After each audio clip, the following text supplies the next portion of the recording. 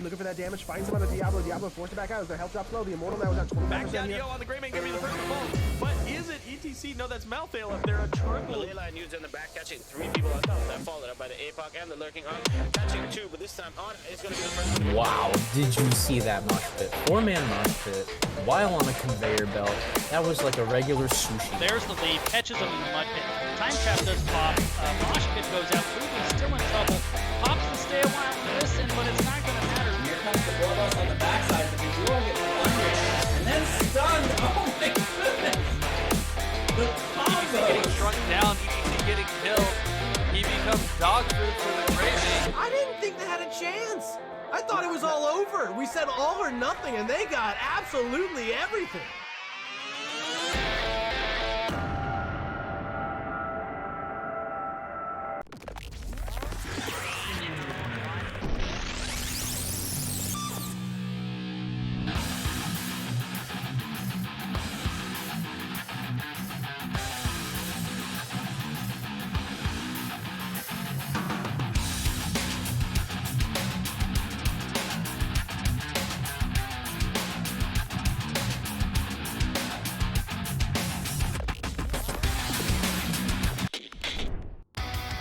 Howdy, hello, welcome to Taco being keyed out a little bit by the stuff. I am Taco, this is Nexus Gaming Series, and we have for you NGS Season 11 Div E West Finals coming at ya. Just chatting with the teams real quick.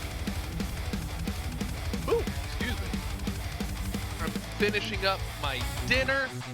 I am all sorts of things.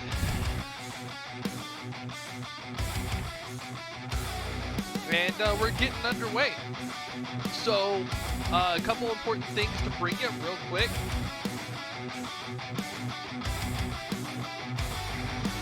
That, one, other than I'm Taco, this is, getting to the end of Season 11. It's been a pretty great Season 2. Phenomenal teams. As you see, as you saw on the starting soon screen, as you see next to me right here, we have the Tropical Ming Ball. This is the perfect drink for tonight's match between Flint Tropics and DeepFriedMingBalls. Fantastic. If you can't read it, hopefully you can read it. If you don't want to drink the alcohol,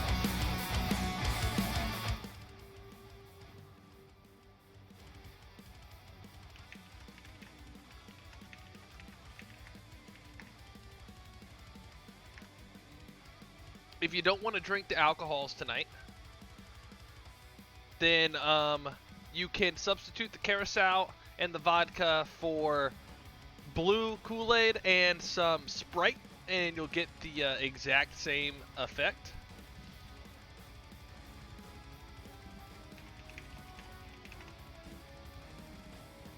But fortunately, everything that you missed me saying is about a drink. So, like, whatever, man. More importantly, I have the candle of the night. Thank you, Aura and Windup Bird. It is pumpkin bourbon candle. I don't know where I'm gonna put it, but we have it because my desk is crowded. It's got nice. I don't know how to talk about a candle, so yeah. So we got a candle. Hopefully it doesn't set any of my setup on fire. But we're almost ready to go. DeepFriedMingBalls had the high seed coming into the tournament, coming into the playoffs. So they elected first pick. Flint Tropics. Flint Tropics banned Dragonshire and Brax's Holdout. DeepFriedMingBalls banned Cursed Hollow and Infernal Shrines. Flint Tropics is taking us to Ultra Pass. I'm looking forward to a good set of drafts. And I see you, Sarushkas. The drink is named after both teams. It is a tropical Ming Ball to get Flint Tropics in here with DeepFriedMingBalls. Captain Hin of DeepFriedMingBalls is the one who ended up finalizing the recipe, though. And with that, let's go ahead and get going. I think both teams are ready. And the dog has sufficiently avoided the camera. So, yeah, let's see if I can get him over here. Come here, puppy. You want to say hi to everybody, Darian? Ugh. Gotta get one of my favorite co-casters some camera time. Oh, Aura. Aura. Pumpkin bourbon. There you go.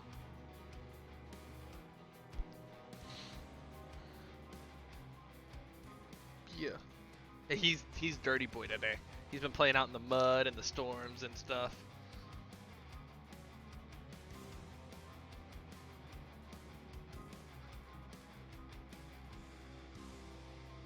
All right, we are headed into the draft. It's gonna be a good time. While we're getting into the draft,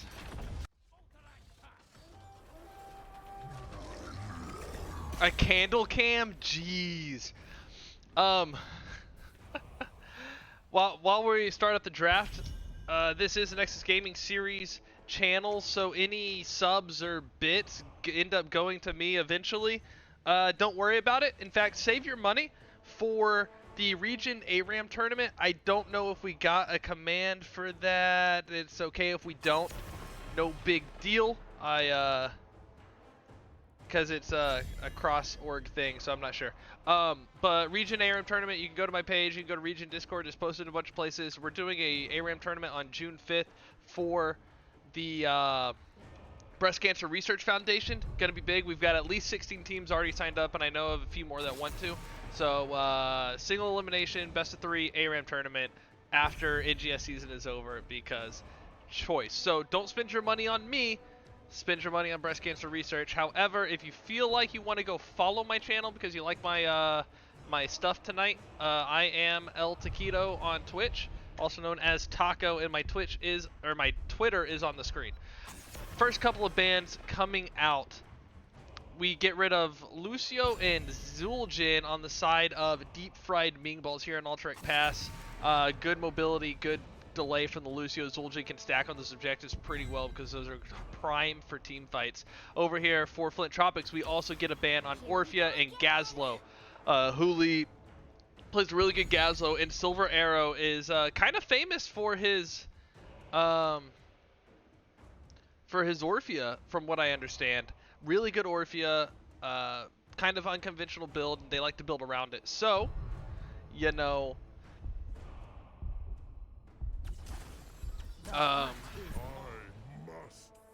so getting rid of that Orphea, probably a good play. A Chromie first pick, really strong, lots of poke potential, lots of delay. As long as a team can build around to protect her, Chromie should get a lot of value. Mal'Ganis and Lunara coming in on the other side. Mal'Ganis a heavy CC tank. Lunara going to be able to hold people down. Also going to be a really kind of aggressive, but Mal'Ganis is pretty good at peels too. So I'm interested to see how he plays. But I think Mal'Ganis Lunara is a pretty safe early round. And the salt is already going live. Icex with the popcorn emote, ready to watch. Ready to watch the bloodbath. Yes, both controversial players, one from each team, are playing tonight. But we're here for NGS. We're here to have a good time. So instead of anything that you might want to say mean or ill about a particular player, maybe cheer for your team instead. Let's try to do that tonight. And Aura absolutely correct. Not the rank, it's the teamwork. Leoric and Uther picked up 4 DeepFriedMingBalls. Good in the protection stat there. Ready to see this combo work. And expect that to be kind of a tank Uther in this meta. Tychus is picked up for Flint Tropics. We'll talk about those mid bans in a second. A good Tychus pickup. The Deathwing ban, I think DFMB plays some Deathwing combos too, so I think that's a good pickup, or a good ban for Flint Tropics. The Brightwing, super mobile, hyper healer on a big map, can get everywhere she needs to go. So these bans definitely researched out, definitely thought out. Sonya, the other pickup for Flint Tropics. A good sleep setup from Mal'Ganis into the Sonya. I want to see one more set of AoE CC or just huge AoE damage coming out of Blood Beast here. I like the Anna Thrall pickup. Oh, right, because they still need it. See, this is why this is why I'm not good at this game, because Flint Tropics still need a healer, Stukov. But the Stukov silence with the Sonya and the Mal'Ganis, Tychus is going to use some grenades. Lunara's got that slow ability. I think Stukov gets a lot of value here. The Thrall pickup, Thrall always a solid pickup.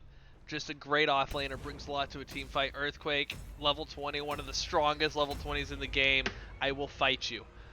So, with that, that is draft number 1. So we lose this awful thing that you see right here in front of you as we go on into the loading screen for the game. Game number 1. Oh, geez, that was fast.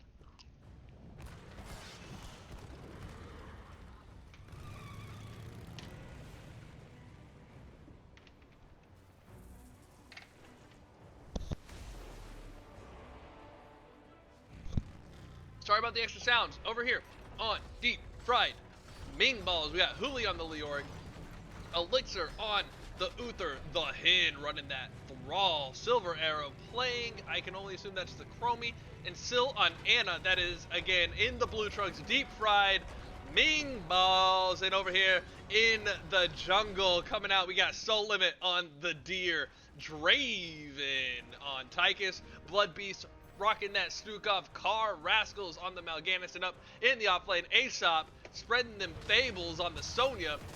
That is the red trunks. Flint Tropics coming into the mid lane. We got the early fight going on, a little bit of damage coming out for the Lunara onto Chromie. Gonna throw in some Qs, try to get some fight, and a nice arrest up there on Mal'Ganis, stopping him from coming in and getting that CC, although he's trying to get some separation for the Lunara. So it worked out for both teams. Level 1 talents are on the screen. If you see something you think's interesting, let me know. We will gladly talk about it. Otherwise, I say I will gladly talk about it, but with you, so this really is a we. It's a team sport, this casting and watching video games thing. There are, again, the level 1s. We got a 2v1 down here in the bot lane, trying to get a little bit of pressure. Flint Tropics looking to move in. Early structures are important. Chromie soloing the siege camp right now. So yeah, oh no, get some help from Huli. Elixir. How do you spell Huli? I think it's E-L-I-X-E-R because, yeah, baloney. Oscar Mayer and stuff. Mal'Ganis just picking up the stuff. So this is a live new patch for those of you that haven't played yet. Lots of reworks. There were 5 reworks. Joe, Anduin, Vala, Stitches, and Raynor, all of which are banned tonight. This Anna Lunara mid lane, I love it.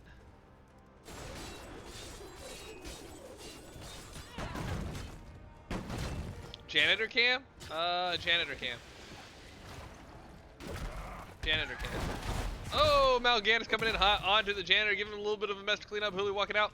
Getting, backing up, get some cooldowns back. Probably gonna go for that drain life here in a second. Oh, whiffs the bucket. No, sir. No, thank you. As we have a 3v2 down here, DeepFriedMingBalls trying to counter siege into this Flint Tropics bottom lane. Flint Tropics did take the bottom tower and almost has that almost has the gate down, and has that top tower a little bit damaged. So DeepFriedMingBalls a little bit behind there. Flint Tropics doing some good stuff. Let's see. Let me figure out what points I want to map. Alright, as these objectives are coming up, I'm gonna map, or I'm gonna bind a couple of locations. And we should be getting going there. I learned how to do this just the other day and it makes me happy. Alright, boom, there we go, snap to it. Early objective, you know, we'll see what happens. I don't expect a whole lot. Oh, I guess now that it's started to get channeled, maybe they'll contest. But usually this first objective kind of gets ignored for a while, and it's already taken back after 7 seconds. Aesop gonna go down, maybe as the first blood. 100 health, then Chromie picking up that first blood on the Sonya. She said, war paint, I wear your war paint.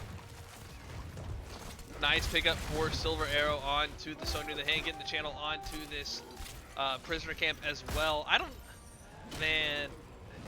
Where's my Hordes at? For the Horde, Loktar, Ogar. That's why I hate this map. Like, if I'm the blue team, I never want to win this. And then if I'm the red team, I always lose anyway. So like, Elixir in a little bit of trouble, not getting as much armor because of the nerf on Uther armor with this patch. Getting low, but getting out. Draven looking really low. Mal'Ganis gets stunned out of what looked like about to be asleep, and Mal'Ganis rooted and goes down. Another kill for DeepFriedMingBalls coming in on this objective phase. Now with a 5v4 and half of the remaining Flint Tropics looking a little low. DeepFriedMingBalls trying to push in, but Sonya saying, I am the true barbarian. Lunara going down as well. Chromie showing her that animal instinct, the heart of a dragon coming through. And the first objective goes over to DeepFriedMingBalls. See if they can get any value out of it though.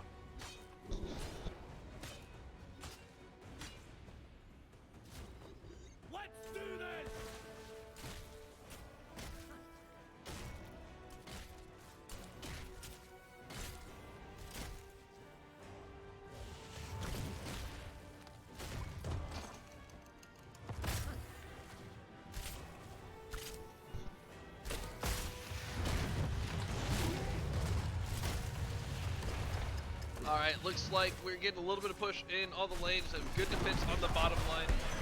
On the bottom lane.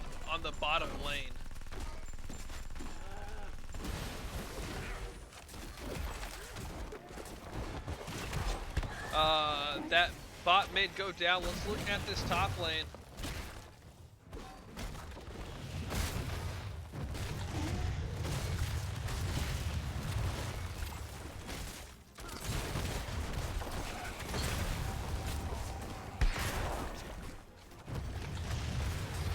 Know, things happening.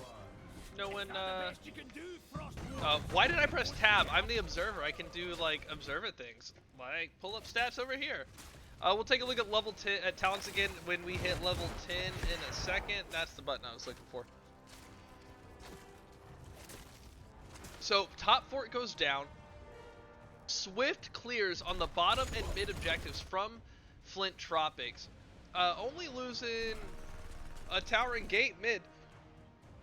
Bot took basically no damage. A nice wisp. Looking at this mountain golem boss. Oh, Pat, I'm sorry. I didn't even realize. Here's the Sonya. Look, she's fine. She's okay. And here are the level 10 talents. Chromie picking up that stuck in a time loop at level 8, as was just mentioned in the chat. We get Earthquake from the Thrall, Divine Shield on the Uther, and there is a Divine Shield as the Leaping Strike almost takes out the Uther, but just in time, going to say, nah, I'm alive. March of the Black King, because it's Hooli playing Leoric, and so look for that Drain Life build, I think, if you're taking March, and Nano Boost on the Ana. And speaking of Nano Boost, maybe? No, Chromie getting caught in the backline, gets a return on the Mal'Ganis. This is going to be the first kill over for Flint Tropics. Tychus picking up that kill, and DeepFriedMingBalls having to back out. So not quite getting what they wanted out of the time loop. But over here for Flint Tropics, we do get Leaping Strike, ha ha ha ha, out of the Lunara. Commandeer Odin. Is it Commandeer or Commander? Commandeer Odin for the Tychus. Sukov picking up that massive shove. You don't see that as much. A lot of people like to go for that flailing swipe, but massive shove pretty darn good. And that is Carry On Swarm out of the, no, Dark Conversion. Dark Conversion out of the Mal'Ganis. That'll be fun. That'll be really fun. And out of the Sonya. Look for those giant leaves. There's the Dark Conversion onto Elixir coming in, but nice heal, and the armor gonna mitigate a lot of that damage. Luther looking just fine, but Mal'Ganis going back to basic club. There's a time loop in the earthquake onto the Tychus, but Tychus is gonna go down. Frontline Tychus not where he wants to be, and Lunara picking up that extra damage on the side, being that damage sponge for Leoric. Leoric gonna finish off that kill. Mal'Ganis coming in, trying to scare off the DeepFriedMingBalls, and it works. Have you seen Mal'Ganis' face? What a scary dude. He comes charging at me like that, I would want to leave as well. DeepFriedMingBalls getting a head start on this objective now that they are up by 2. Oh, thank you, Crush. Command and Conquer Odin. Gotcha. Wait, is Odin doing the commanding and the conquering, or is it command and conquer the Odin? Is he getting is Odin getting conquered, or is Odin conquered?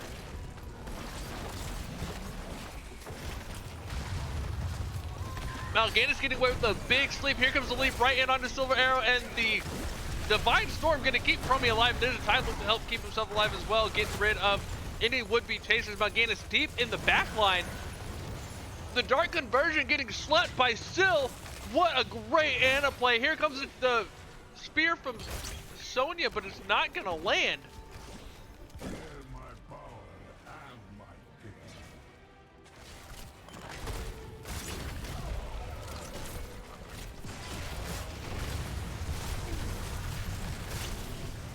And 0.1 second left on the objective, but Tychus is gonna go down to the Chromie.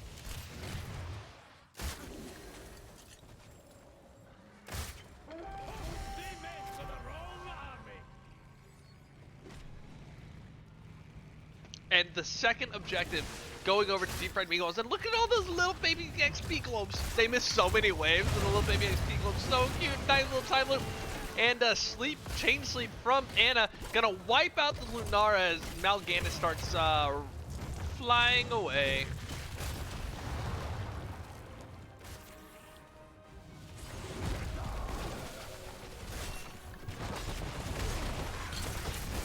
Objectives now walking in. There's gonna be a lot of spell power, move speed, and attack damage. Gonna knock out that bottom fort. Mid fort might fall with the Leoric there, but Tychus going to work on it. But we're gonna keep an eye on this Stukov, who does sidestep all of the Chromie sand, saying you don't get to put that anywhere near me. And that mid fort does go down. Tychus not able to whittle it down in time, but we have a 4-man push here in the bot lane, still into 3. A big sleep coming from the Mal'Ganis, and a Dark Conversion onto Ana.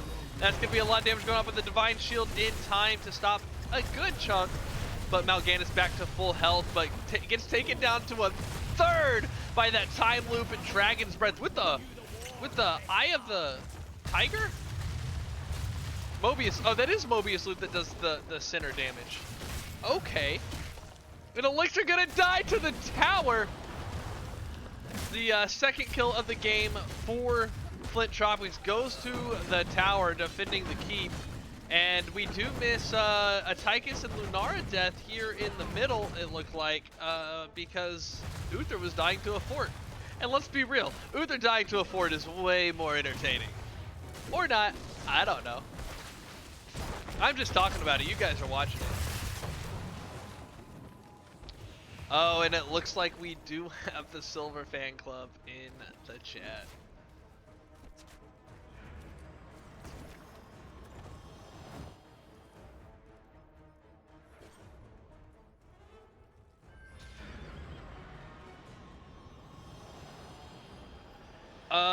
Oh, I forgot to ask for a prediction because I'm looking at nothing right now. Oh, there we go. Thank you, Pat. Oh, jeez. I gotta read this in it. Oh no! Oh, the Copy Pasta Silver Fan Club! Looks like we're gonna have another prison camp to knock down. Aura, I don't think you've seen the Silver Fan Club, though. It's a thing.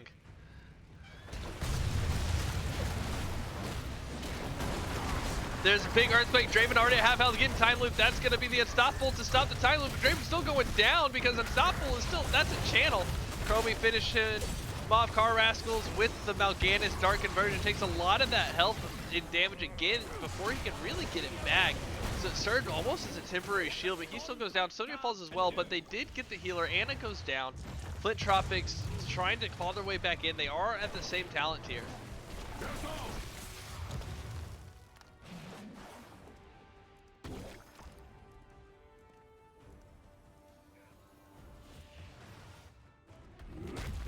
Ooh, a boss. Let's check out this boss.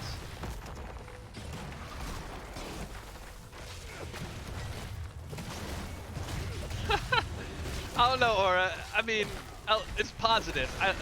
Let's keep the positive vibes going, but maybe not in paragraph form. I don't know.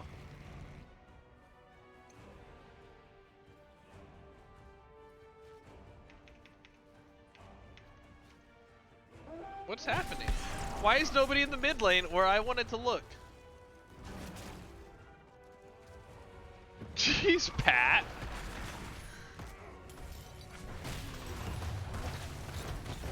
Alright, this objective now getting counter channeled. The Mal'Ganis going for the sleep after the root, and a dark conversion gets interrupted. I guess it got ranged, but still back at half health. Probably didn't want to use that dark conversion at that point anyway.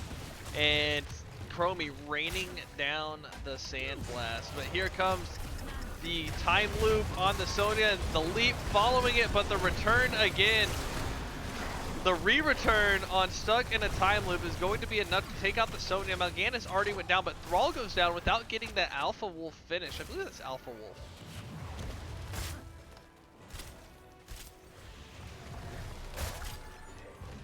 And a nice turn of events for Flint Tropics. Wait, nope, that's bad. They're the ones, they have 2 dead. But they don't, no, they do catch the Uther. Now it's 2 for 2, and that's a staggered kill on DeepFriedMingBalls. Now without their tank, DeepFriedMingBalls is going to have a hard time contesting this objective. Flint Tropics needs to get in there and get going now, and they almost got this mid fort down. That bottom fort went down a while ago. I'm not sure when, because chat, you're so much fun to talk to, and I've been reading what you're saying.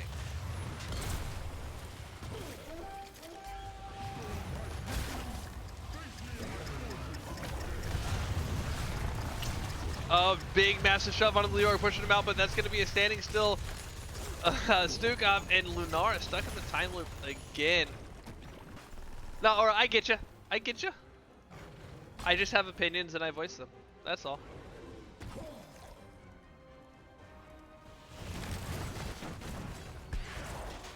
Yeah, the Divine Shields. Oh, clutch Divine Shields on a full health Uther. I mean, it doesn't matter how much health the Divine Shield target has. It matters how much CC and damage it prevents, right?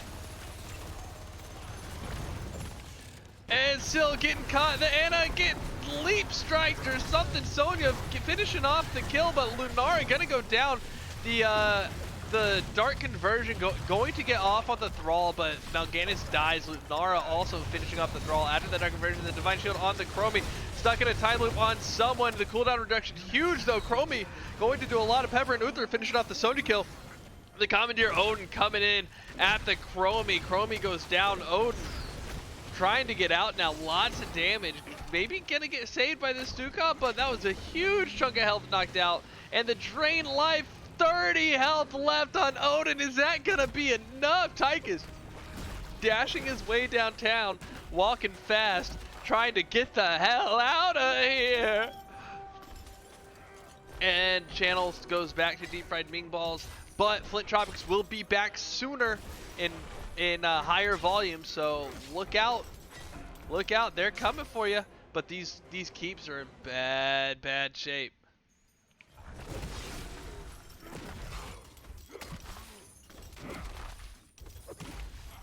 And here comes the Flint Tropics trying to get this channel. Hooli, can he get a 7-second delay? No, level 20s are picked for both teams. Let's take a look before everybody starts to die. We got Earth and Shield stuck in a time loop. Redemption on the Uther. March of the Black King Improvement, the Death March, the Damned March 4th or something like that. And is that Dynamic Optics? It's Shrike Dynamic, or Vampiric Rounds Dynamic Optics, Anna. What? Dark Conversion. Oh, I thought I started to hear that. This is time loop on the Tychus. Going to come back again. That's going to be a lot of damage out on the Tiger. Silver Arrow taking a lot of damage in the back line. Lunar manages to get to him, and Sony keeping him down, so he's not able to finish on the Tiger. So Lunar, Tychus, and Stukov then do all fall in rapid succession. There's the AoE Dark Conversion onto the back line. Mal'Ganis at 600 health. Is that going to be enough? 700 stun, and he goes down. That is a full mega kill for DeepFriedMingBalls. They're going to come in for this objective and probably take the game, but let's look at those level 20s anyway. We got Ariat Crater, the AoE Dark Conversion, Wrath of Nathriza,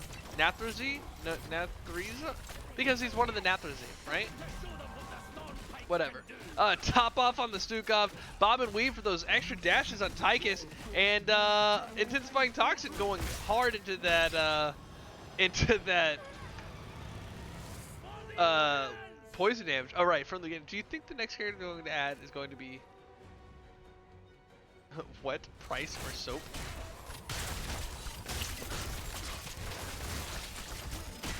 Oh, Captain Price. And that is game number 1 over the DeepFriedMingBalls Ultric Pass. Looking forward to a great game number 2. Well played by both teams.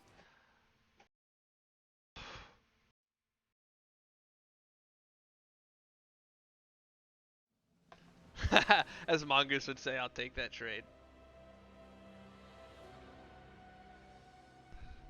Where's the puppy? Puppy! Either one. Do I get a Darien or a Sylvanas? Oh. Yeah, good Darien.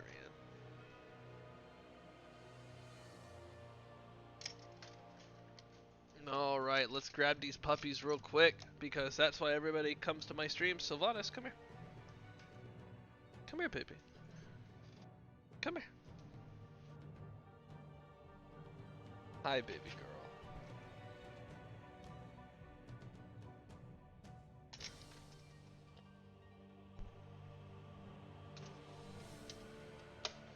So, game number 1, wow, look at the damage on Chromie. The nano boost, the time loops, getting that cooldown reduction.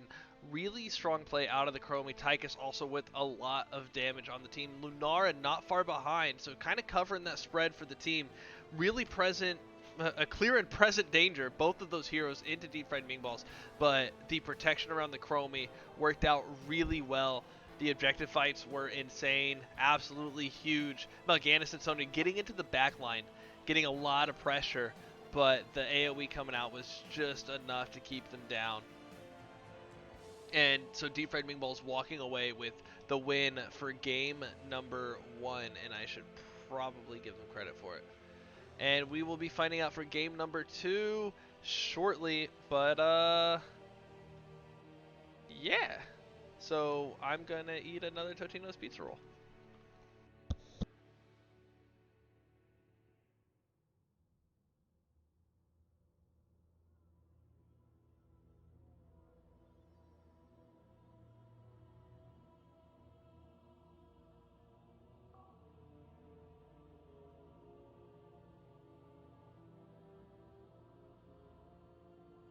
Also, I'm going to clear stuff up for the team, or for the teams.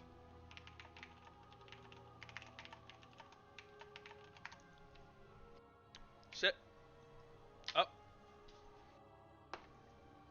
Wait. Yeah, that's Sylvanas.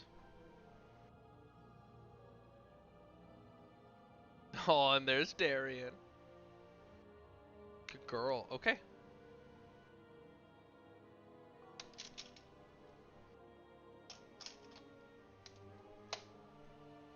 All right, so Flint Tropics is picking map pick. Where is? No, sorry, Flint Tropics is taking first pick. So, DeepFriedMingBalls will take the map pick.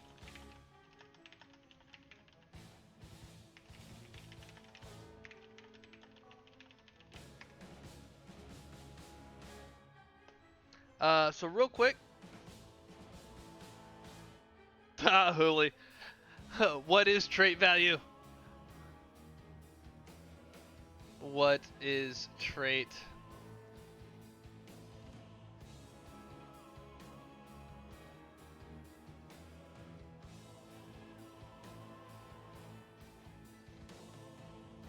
Alright, so just a reminder while we are waiting on the next lobby. Oh, here, let me show you talents as well. But the featured candle of the night is this wonderful pumpkin bourbon. Shout out to Aura, Miss Windup Bird, and Not Vela for, well, talking about candles the other day. Ooh, we're going to Tomb of the Spidershire.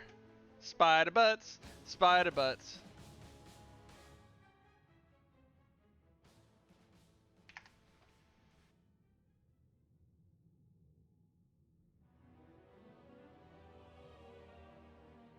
So, let's drop out of here. Let's come over here. And here we are on the maps. On the maps, on the maps, on the maps, on the maps, on the maps, on the maps, on the maps! Tomb of the Spider Butts.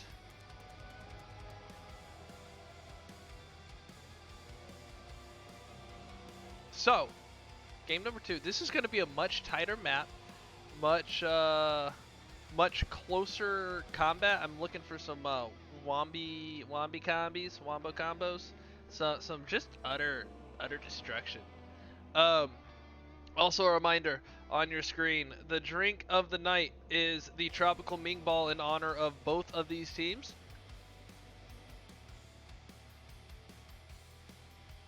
Oh, that's so good.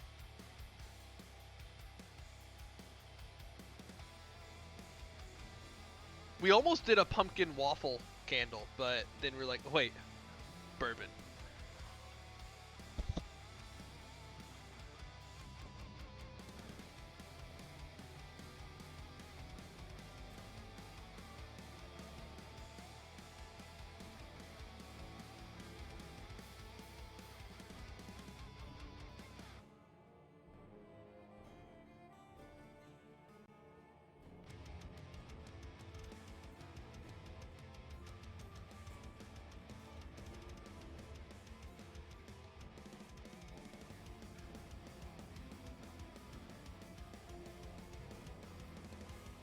Look, they're Totino's pizza rolls. I missed dinner. I've only got 2 left. Just bear with me.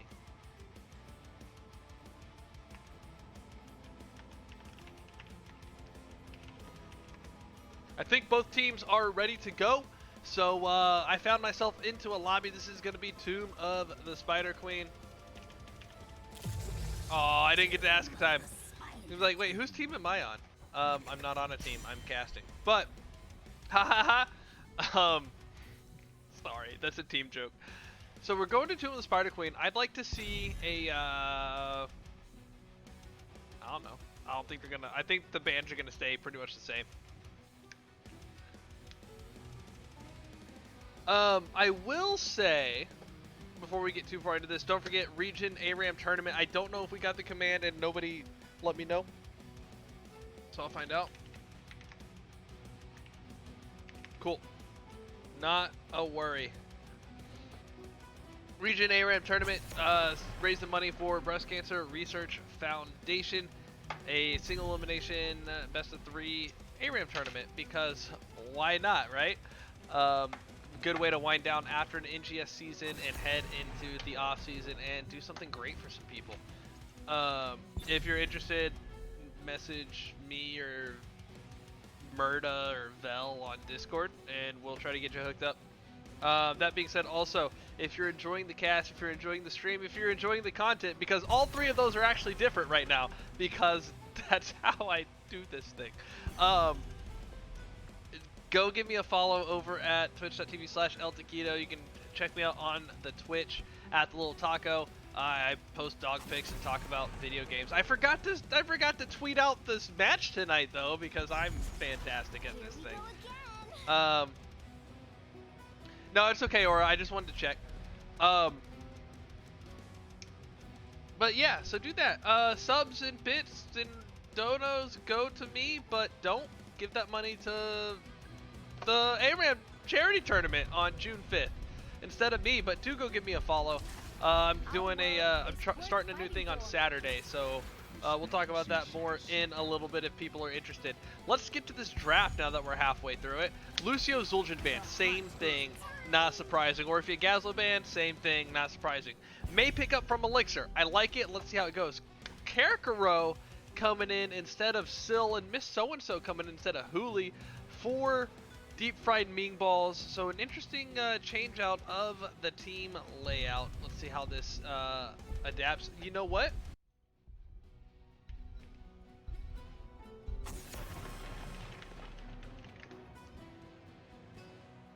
So,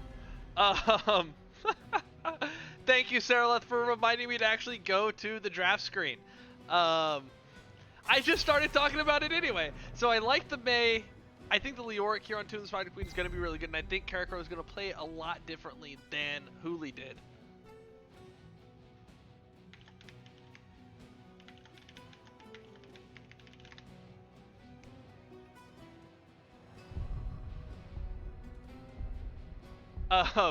And then, a Valera band coming out of Flint Tropics. I think that's targeted at the Hen. So the Chromie being taken away from Silver Arrow. Chromie really strong hero again. Chromie's just a really strong hero right now in general. Lunara was played really well by Soul Limit last game, and Blood Beast picking up that Brightwing. This is a smaller map. Maybe a little bit less value out of the global from Brightwing, but with it being tighter, it's a lot easier for Brightwing to get the reset on that Z to make up for you're not getting as much distance and maybe not surprise value, but pressure value out of it, but you're getting those heals back all the time. So Brightwing going to be, I think, really strong here. Mal'Ganis coming in again, late pick this time, less interrupts for the Mal'Ganis. Right now, the only immediate interrupt is Artanis. So I think Mal'Ganis is going to get a lot of value unless Silver Arrow comes in with something super CC heavy. But Mephisto instead going to come in, playing around with those skins. This is an interesting looking draft. I don't know. There's not, oh wait, there's a really beefy front line for DeepFriedMingBalls, but there's also really good presence coming out of Flint Tropics, and Flint Tropics bringing a lot more damage in, I think. Although Mephisto can pump it out if he's hitting all of those abilities. With that, we are going into game number 2. Let's see if I actually remember to take us over to the in-game screen.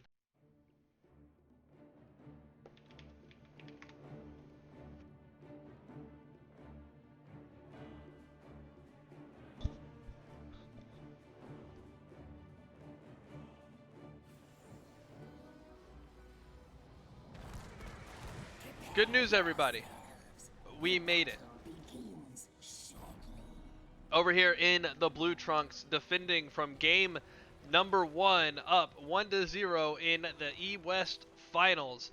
We have in the blue corner, Elixir on the May, Karkaro on Leoric, Silver Arrow on Mephisto, the Hen on Artanis, and Miss So-and-so bringing it in on the Lily. And look at that Skinergy on the Pegasi. That is DeepFriedMingBalls. And over here in the red corner, we got Draven on Chromie, Soul Limit rocking the Halloween or Nexo Lunara. Mal'Ganis played by Car Rascals in the same theme.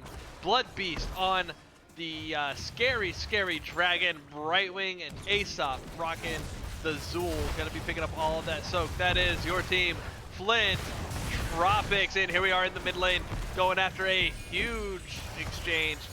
DeepFriedMingBalls starting out pretty much at half health. Let me get popped out there a little bit more. DeepFriedMingBalls all at about half health, taking a beating from the Chromie. Here are the level 1 talents. Chromie saying, I can do that too. I can do it too. Again, level 1 talents on the screen. If you see something you like or you don't like, let me know. We can have a chat. Otherwise, they're there for your information.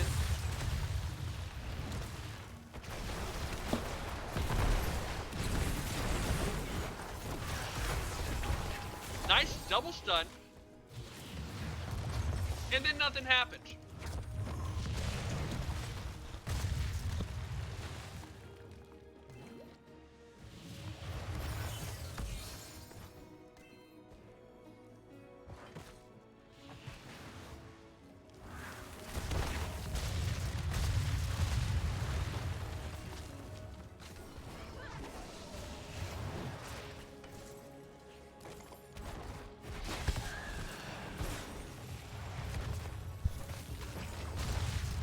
Leoric alone in the top lane gets a visit from 4 people. Coming up from Flint Tropics, getting taken down real low. He's gonna have to tap. Silver Arrow coming in with the Shade of Mephisto. And May engaging in, doesn't have her escape. He's gonna get polyed after the stun from Mal'Ganis, and that's gonna be first blood over to Flint Tropics. Gonna be picked up on the Icetologist.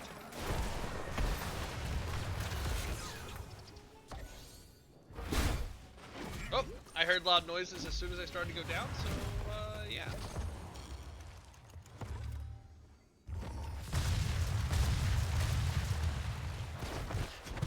Now Ganis looking for an engage on Silver Arrow, but the sleep to escape as Leoric comes up from the turn-in point. Both teams sitting at about 35-ish gems. Neither team enough for turn-in, trying to get that early turn-in, maybe. Zool picks up that Bruiser camp. And I thought Artanis was headed down for the siege camp. I was wrong, so why am I still staring at it? Very good question, chat. I'm so glad you asked.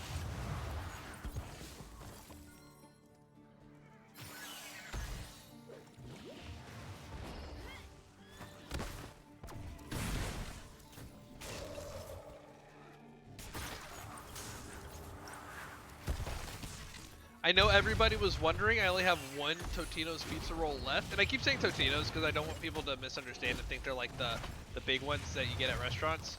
It's just the little microwave packs. It's not sponsored or anything. Maybe if I say it enough it will be though. Or can you get me a sponsorship?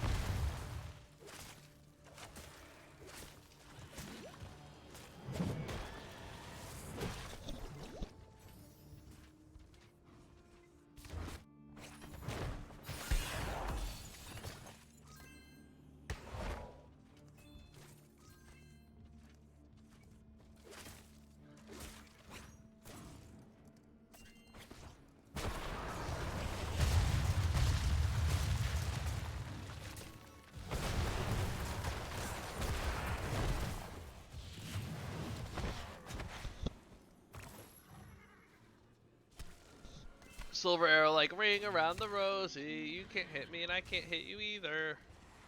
As he's playing with 3 of Flint Tropics there in the middle. Both teams do have turn-in. And someone did a little bit of rough math on the side of DeepFriedMingBalls, turning in for 49. And a nice swap, misses Aesop but picks up Draven on the Chromie. But Leoric does get the turn in the top lane. Elixir is going to slide out of danger with about 400 health left. The Shade of Mephisto out in the front. Comes back the Hin looking really low on that Artanis. About a quarter of his health left. Going to walk out just fine, it appears. Bizwig's in the chat. The leader of, I say the leader of the Silver fan club. He's the first person I ever saw with the copy pasta streams, or string, so I just assume. This first set of web weavers looks like DeepFriedMingBalls is looking for a bottom lane push, which is kind of strange on this map, but I guess it relieves some pressure as well, and will have to be dealt with in general.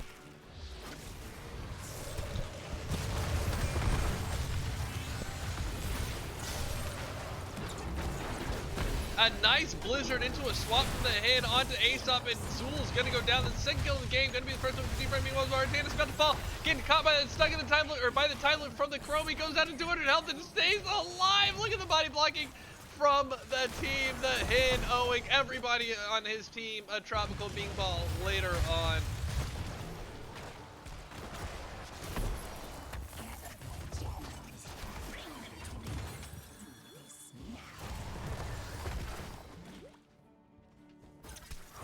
I love the memeing in chat, it's fantastic. But oh, a big sleep coming out of Ganis with Draven dropping in the Dragon's Breath just, not just in time, but to get that free damage out while they're sleeping.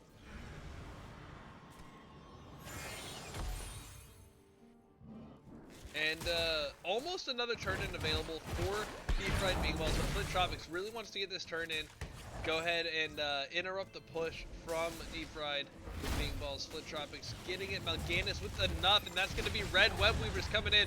And Leoric looking low. Does he have Fountain? Maybe, maybe not, but isn't going to use it even if he does. Isn't going to go back.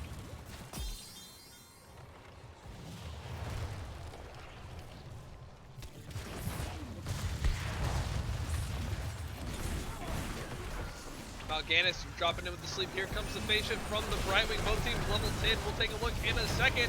The Q-stacks are finished up for Chromie, but not for Mephisto. And Infinite stacking on the Arcanus. Brightwing goes down in all of that mayhem. All of the R's have been pressed, and all of DeepFriedMingBalls except for Mephisto goes down. Brightwing died in that process. We'll look at all those level 10s that got used in just a second. I really need to get that instant replay feature set up for next season. And a huge sandblast coming from the Chromie to knock out Mephisto with about a 15-10 second stagger. And Flint Tropics coming in to push these lanes with this set of Web Weavers. A perfect time time to take and win that fight. Flint Tropics coming in hard right now into this top lane, and it's going to die to poison damage from Ludara. But with the death timer so low, we get it in Tomb and a time stop from the Chromie. Kind of staggered up a little bit. I don't know if that was intended to be timed that way, but it looked a little awkward. But Leoric does go down in there, so you know all's well that ends well. Flint Tropics still not done with this push. Zul about to lose his Web Weaver down to the bot lane, but is getting some pressure on that bot keep. And Flint Tropics looking great right now.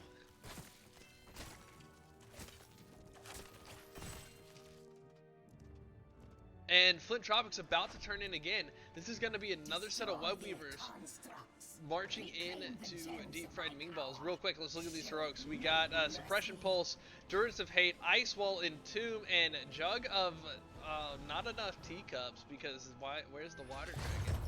On DeepFriedMingBalls, and then we have the Giant Booger, Poison Nova, that is Time Loop, Dark Conversion again, Blink Heal, and Leaping Strike coming out of Flint Tropics. There is the Time Loop onto Silver Arrow. There's Ice Wall going to trap whoever it is, going to trap Stop, but Blinded and Blinded are going at it, and now Stunned, looking for an opportunity to do a Dark Conversion, and Car Rascals and Mal'Ganis going in hot onto Silver Arrow. Lots of poison damage on this team.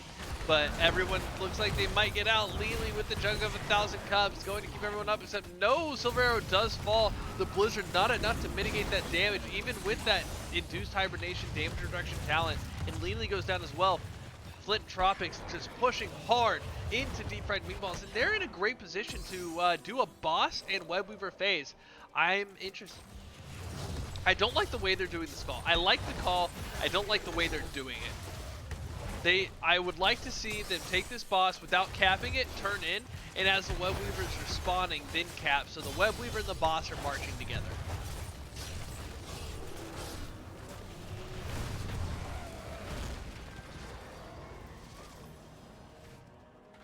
That is exactly not what happens. But that's okay, because they're ahead and they're doing well. Draven does finish up the turn-in for Flint Tropics.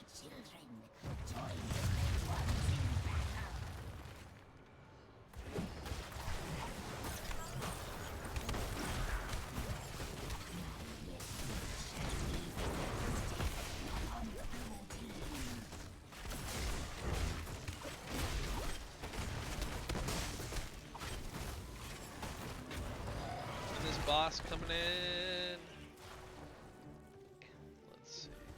Boss goes down, Web Weavers aren't there, but this mid push under a Blizzard. There's the Ice Wall, not quite going to catch you, and Silver Arrow jumping out to the back, but going to get polyed, and Leaping Strike are the Jugs going to be enough to keep the Mephisto up as the Poison Nova goes out from the Zul. 3 poison damage heroes on this team with that Dark Conversion. That's going to go out to Silver Arrow as well. The Hidden barely staying alive with that shield, but Mal'Ganis goes down to the fort. Everybody else is low, and Leoric coming into the front line, but that bottom keep goes down for Flint Tropics. They lose their tank. I think they're going to be able to get this mid keep as well.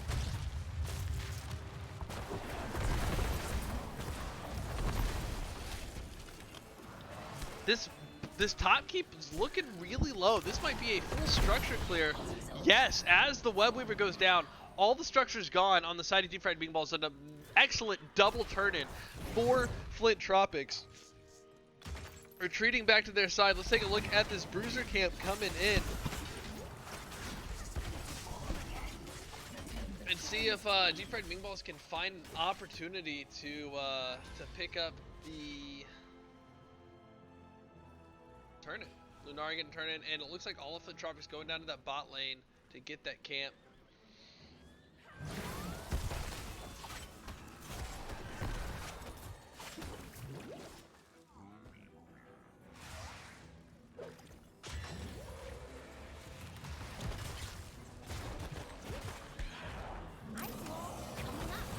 Big ice wall coming up from the main. There's a blizzard onto Asa. The ice wall, more of a zoning ice wall.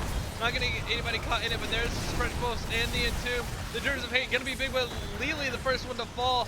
The time loop onto Silver Arrow, but the Dragon's Breath gonna be a lot of damage, and Artanis and Leoric both go down. May maybe getting out alive here, but not able to get away from the Lunara, and nothing to heal her up. And May's gonna go down. Silver Arrow with not able to pick up any gems either. This is gonna be a 5-man push into this core, and that's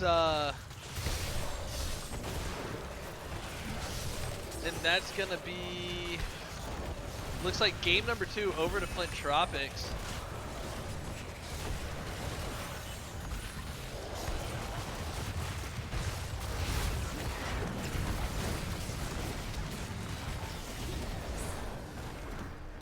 Mal'Ganis does go down, but the defense not enough. Game number 2 over to Flint Tropics. Well played again. And that's gonna guarantee us game number 4. Yeah, I like Chromie into Mephisto. Interesting pick of Mephisto after the Chromie first pick, but you know, it's fun.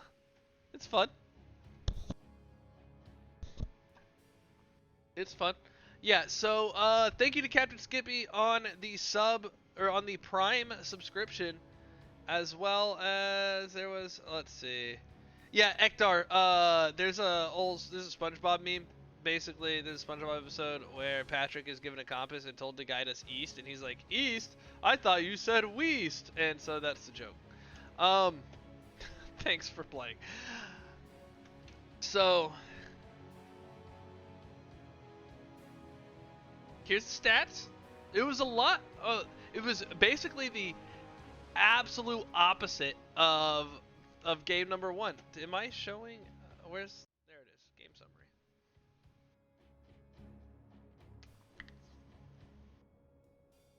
So, and I think King Andrew has a really good point here, in that the Dark Conversion worked out really well for Mal'Ganis into the Triple Bruiser. There wasn't a whole lot of threat to stop the Mal'Ganis. We talked about that during the draft, how there's only one immediate interrupt for Mal'Ganis, and that's the swap from Artanis.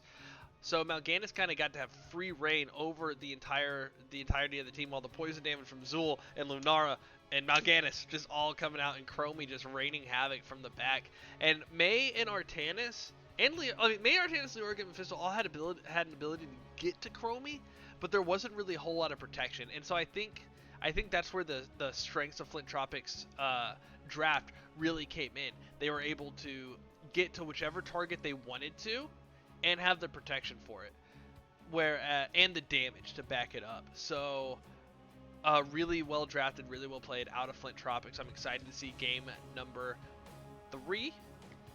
And while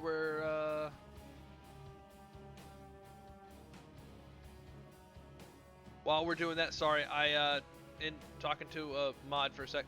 While we're doing that, let me plug everything again. So, like I said, Skippy, thank you so much for... Okay. Let me get in touch with the other captain.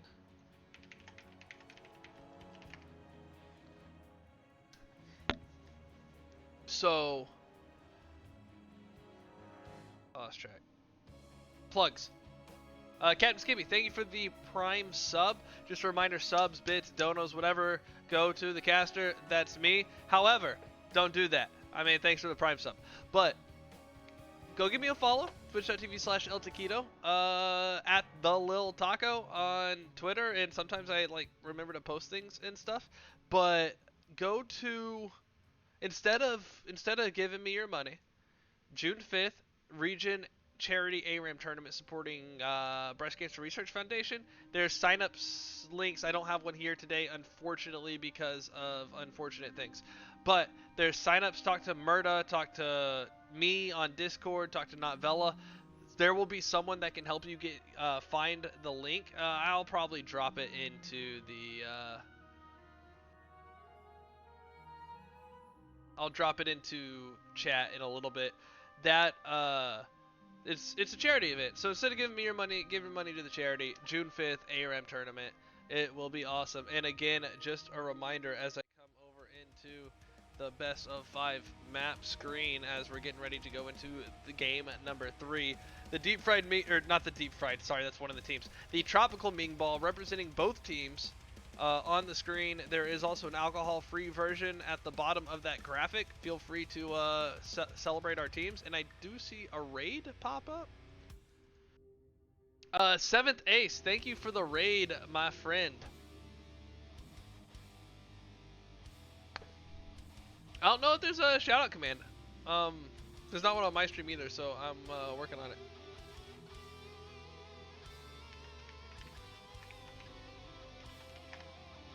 So it looks like we are going to rip Volskia Industries. Should be picked by Flint Tropics. And I guess I'll actually join the match. Join the game. Join the lobby.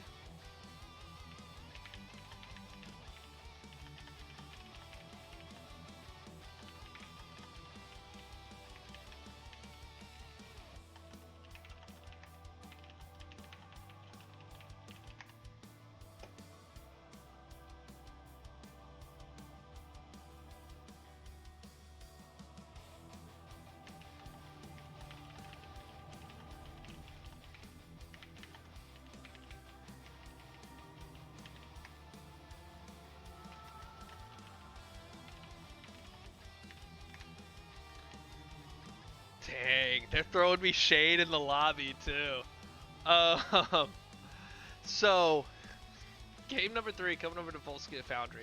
Lots of interesting tactics, and I think it's more about the draft with how you address the objective here. So I'm looking for that again. So this is or not again. This is going to be a more point control focused map. So I'm interested to see things like the Mephisto, like the Chromie, like the Orphea, the Deathwing.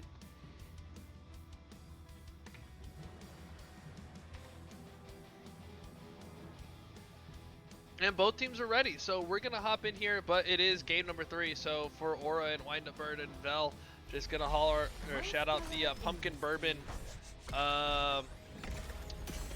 candle of the night. Thank you for the is that the Tiltify or the sign up sheet, Vel? As we go into the draft. Darian, will you help me draft? Hey buddy, will you help me draft? Sleepy boy.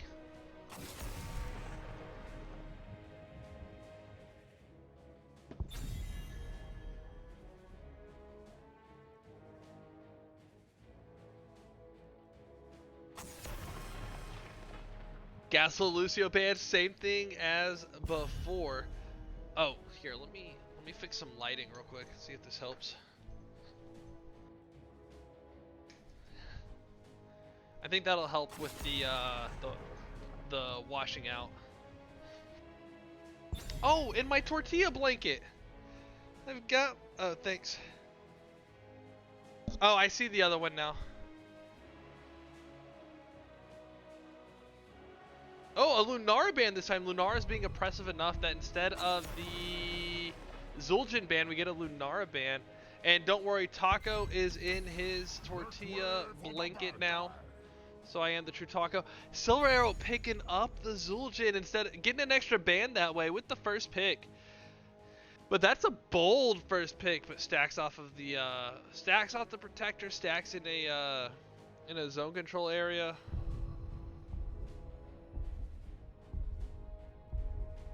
Darian. Let's fly. Falstad. Interesting to see the Falstad. Falstad no longer having any banned talents that I'm aware of. Maybe someone in chat can double check on that. One of you mods or admin type folks, or you know, anybody that's awesome, which is everybody here. Everybody here, absolutely fantastic. Falstad and Brightwing getting picked up. Lots of global presence here on Volskaya. But Uther and Leort getting picked up again. That Uther Leort combo. I've seen Uther, Zul'jin, and Morales be a really strong combo. So maybe we'll see the Morales coming out of, I guess, Elixir would heal. But let's check out this mid-ban phase.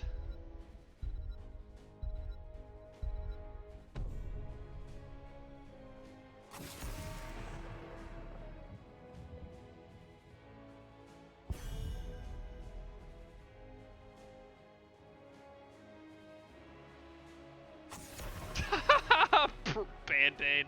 That is fantastic, and I need you at all of my streams. Mal'Ganis getting banned also. Lots of respect to Car Rascals for that Mal'Ganis play. And Thrall getting banned out as well, so respect to him there. Thank you, Jordo. I really appreciate the heads up.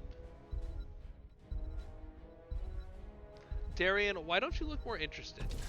Do you need one of these? My blades are yours. Sonya Diablo pickup. I like that. I like the Sonya Diablo. Again, Sonya really heavy into the area control. Diablo just oppressive. There's walls at all of the Our world is worth platforms. So I think we can get a lot of good value seen from Diablo and Sonya. And May and Valera, I like the Valera pickup. So this is a healing Uther, which you don't see all that much these days. So this will be fun. Puppy, did you put a hair in my mouth? Did you put a hair in my mouth when I wasn't looking? It's like you put a treat in my mouth. I just wanted to return the favor. Silly banana. This realm needs me. Yeah. And Li Ming to finish off the draft. Li Ming also really strong, just like Zul'jin, has a lot of pressure onto a Taken Protector and can get a lot of harassment on these points.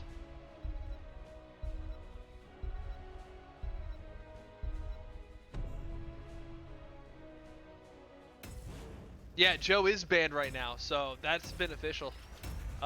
You are absolutely correct. Let me see if I can pull up all the things that I need to.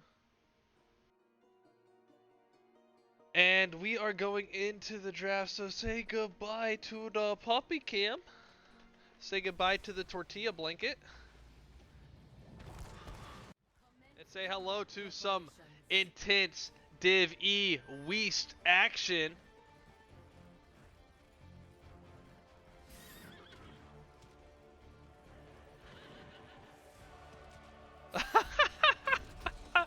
Brett, that's amazing. I love it. So over here in the blue corner, coming back after a rough loss, DeepFriedMingBalls, the Hin on Valera, Silver Arrow on the Zul'jin, Elixir, rocking that May, Syl on the Uther, and Hooli on Leoric. That is your DeepFriedMingBalls. And over here on the red team, bringing in that great comeback win, or comeback from game 1 into game 2, winning game 2, Flint Tropics, Aesop on Diablo, Draven on Li Ming, Bloodbeast on Brightwing, Stunned on Falstad, Blinded on Soul Limit on Falstad, and Car Rascals on the Sonya. Diablo going down, first blood over DeepFriedMingBalls, but that red team is Flint Tropics. Paradox, welcome to the stream, my man. Getting in on the copy pasta train. I love it. Also, thank you to the raid. I think there was a couple raids earlier. I saw 7th Ace. There might have been another one. Joe is banned. We got to pause. So let's come back over to a button. Let's come over here. Let me fix my blanket. It's caught on my chair. How can I be a toasty taco if my blanket's caught on my chair?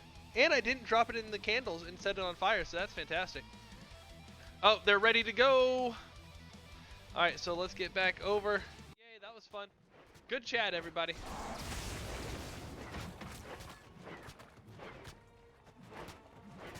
Yeah, Crush, thanks for filling that in.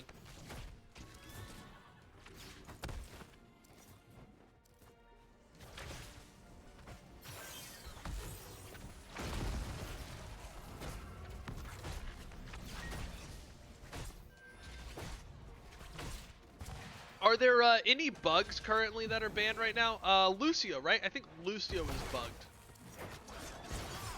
Which makes the Lucio ban earlier kind of a surprise.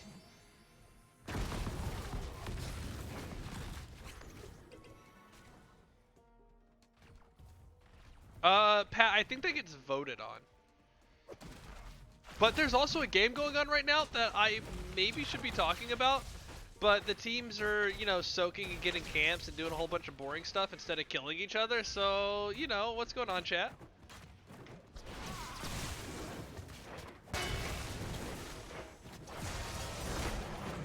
Nice charge onto the Zul'jin to stop the murder parade on the Falstad Blood Beast on the Brightwing, getting held up just a little bit. Taking some of that damage off of the Falstad, and you know, everybody's gonna, you know, just not die. Anduin's busted? Oh no! Why is Anduin broken?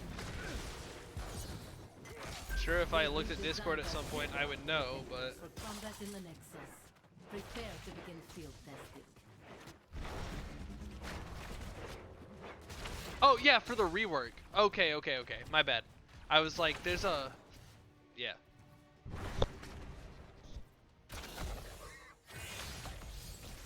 Oh god, Pat. Taco breaks the TOS? Oh yeah, that's what it did say before. Oh jeez. Alright, so we have a protector coming up here, then there's a control point, and somebody please tell these teams that there's an objective for them to fight over so that we can see some murder. Speaking of which, there's a charge onto Hooli from base off into the wall, and the flip. Hooli gonna be able to walk out. Maybe Valera rather, coming to the rescue, blowing up the Falstad a little bit. I don't think we've even looked at these talents. But, oh,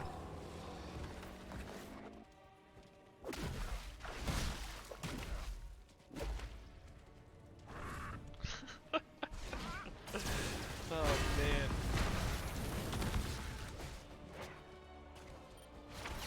Alright, level 7's online for one team, almost for the other. I'll leave talents up for a little bit longer. A nice engage onto the Diablo after the charge and flip, but there's nice blow up on the Falstad. Valir coming in with the stun, and then Blizzard on the Sonya going to stop her from getting away. And Leoric picking up a double kill, and that's going to be murder time for DeepFriedMingBalls. NGS 2, thanks for the raid. Sparhawk Bloody, how was the cast? Thank you so much for dropping by. Hang on, I've got more copy pasta to read.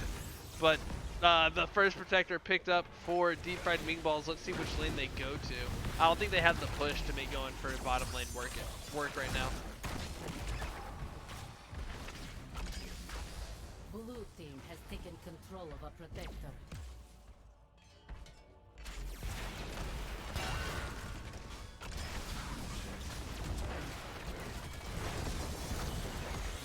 Yep, standard top, get the top tower, take the fountain.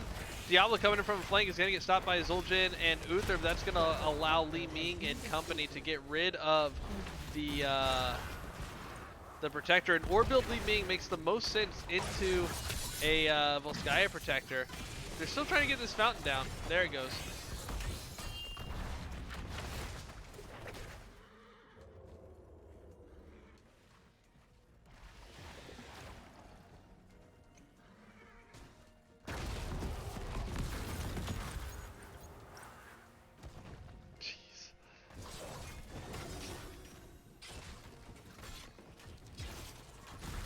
Copy pasta memes. I love it. Not gonna lie. Alright, so Cam's getting picked up. Both teams getting their own charges. Leoric getting a little nosy there on Sonya and gonna get picked off by the Diablo. Gonna spooky walk away. Not gonna take a whole lot of damage. Does take a Draven orb. Look at that deep fried Ming ball just coming in. And, oh, it's glorious. Throwing them galaxies like she's God or something. Let's see, I didn't check the builds. Auto attack build out of Diablo with the Malevolence instead of the cooldown reduction, trying to get that extra damage. Hyper shifts makes sense. That orb building Ming, again, we talked about that a little bit. There is the Blazer coming in, and it still goes up, and it catches Valeera still after the ice wall. Nice ice wall though. I'm wearing my Blazer. I mean, I'm firing my Blazer. Bird laser, by the way. That's what that means. Which is the real name of Hinterland Blast. Speaking of which, level 10s are online. So after this murder happens, as Silver Arrow gets charged by the Diablo in the Disintegrate APOC, no one's gonna die. Somebody, there we go. Sonya goes down, and the phase shift onto the Diablo gonna be enough to take him over half health. Sil with 50 health gonna walk in and try to tank the medic camp, but no, that didn't quite happen. But 50 health, oh my goodness, Uther about to die and doesn't. Sonya the only casualty of that fight. Let's take a look at these level 10s.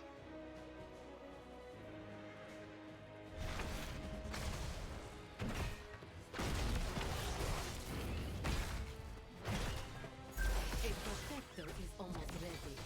Exit terminal when I bring it. So level 10s, Smoke Bomb, Taz, Dingo, Ice Wall onto the foul side of the Diablo. There is the laser beam to try to disrupt it.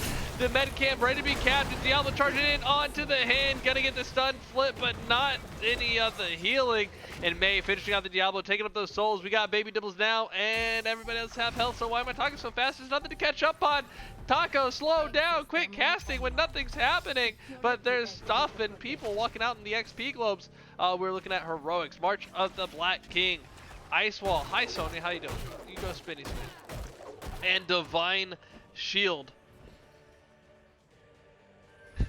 for Deep Fried Ming Balls. Over here on Flint Tropics, we got APOC, Blink Heal Leap, Disintegrate, and the Blazer. Speaking of which, there is a big old Blazer coming out. It looks like it hit 2 based off of the cooldown reduction. The med camp is out. The Blizzard stuns 4. That's going to be a big setup for Leoric going in with the March, and he's just mopping up the minions. Holy, oh boy, what were you doing there? But Flint Tropics does get pushed off. They're going to have to go back. They're going to come in back at this objective with full health with some of their buttons, and DeepFriedMingBalls has some of their buttons. So gonna press R all over the place, maybe fighting over this objective, but Flint Tropics needs to get in there soon if they want to stop DeepFriedMingBalls from taking this protector. 60% and counting. Looks like Diablo and Ming getting up on it. Is Fight Night. Ice Wall on the Diablo and the Brightwing. Let's venture off to the right, probably the Hen.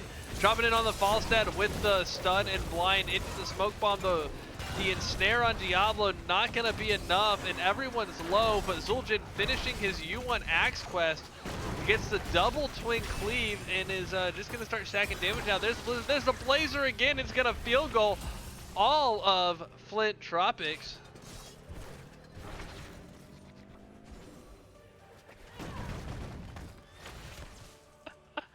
All right, breathe. You're giving me wow.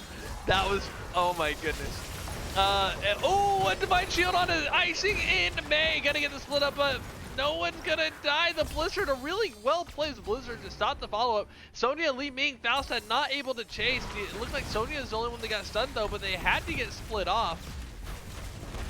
Now Protector number 2 going over DeepFriedMingBalls, a great charge and flip onto Zul'jin. The APOC coming out a little bit late, but the stun still goes off. Zul'jin's gonna go down, and that's going to be a 2-for-1 Zul'jin May in exchange for the Sonya. But that top 4 goes down to the Protector, a hero and a half, driven by 2. Is going to try to walk out. There will be a knockback as the Protector goes down to give them a little bit of time to run out, but they also get kind of stunned for a half second or whatever. There is the charge onto an unstoppable Huli, and the smoke bomb goes out for protection on the Valeera.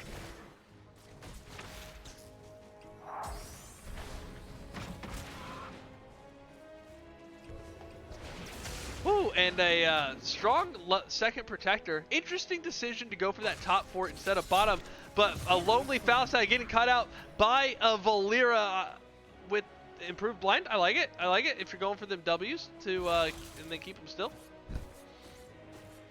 And Falstad pays for being alone in the fog of war. Medicamp picked up for DeepFriedMingBalls. Speaking of Ming Balls, here comes one from Draven. Not going to connect though. Let's take a look at Quest 33. 80 stacks of souls, 27 on frequent flyer. Here's a look at the XPs.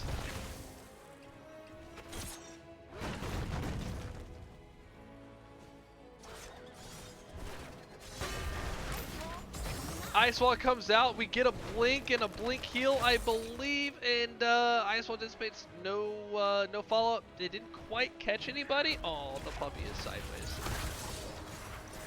Blizzard being used on the wave, using mana on them waves when the rest of your team's there. There you go. That's true tanking. That's taco tanking right there.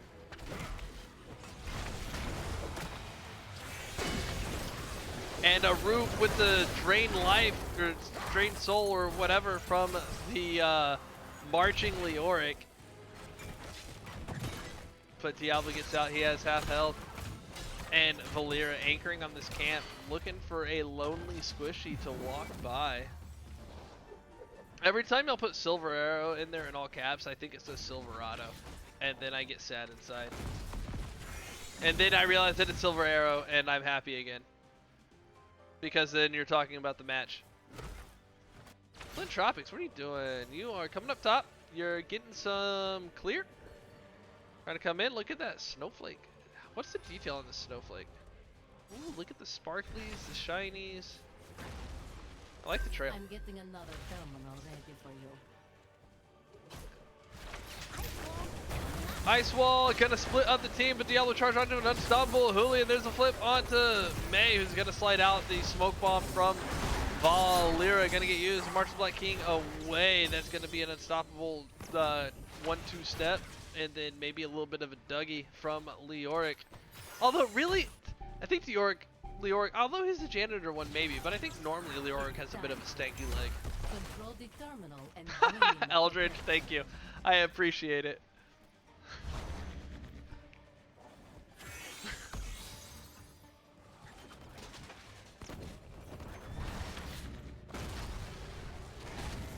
Ooh, Diablo charging in onto the Zul'jin, but in the back line is May and Valera gonna take out the Li Ming Blood Beast, able to blink away to the foul side. Here comes the Blazer, gonna hit 2. Gone down to a 6-second cooldown on the Bird Laser, and you know, DeepFriedMingBalls looking a little bit low, 3 at half, but there's only 4 Flint Tropics around, but they're all at full health. They're in a decent position to come in on this. They're on the same talent tier. They've got about the same amount of health total, although that is getting picked up for DeepFriedMingBalls.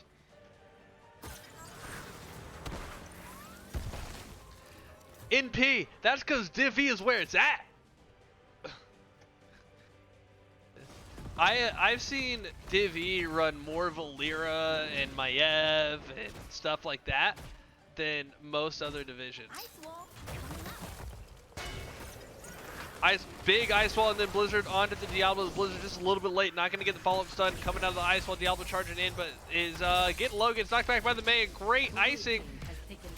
But the phase shift into the blink heal is going to be enough to keep Diablo well out of danger. This bottom fort going to go down to the Protector. So this looks like we're going to... DeepFriedMingBalls looking for a 4 Protector in.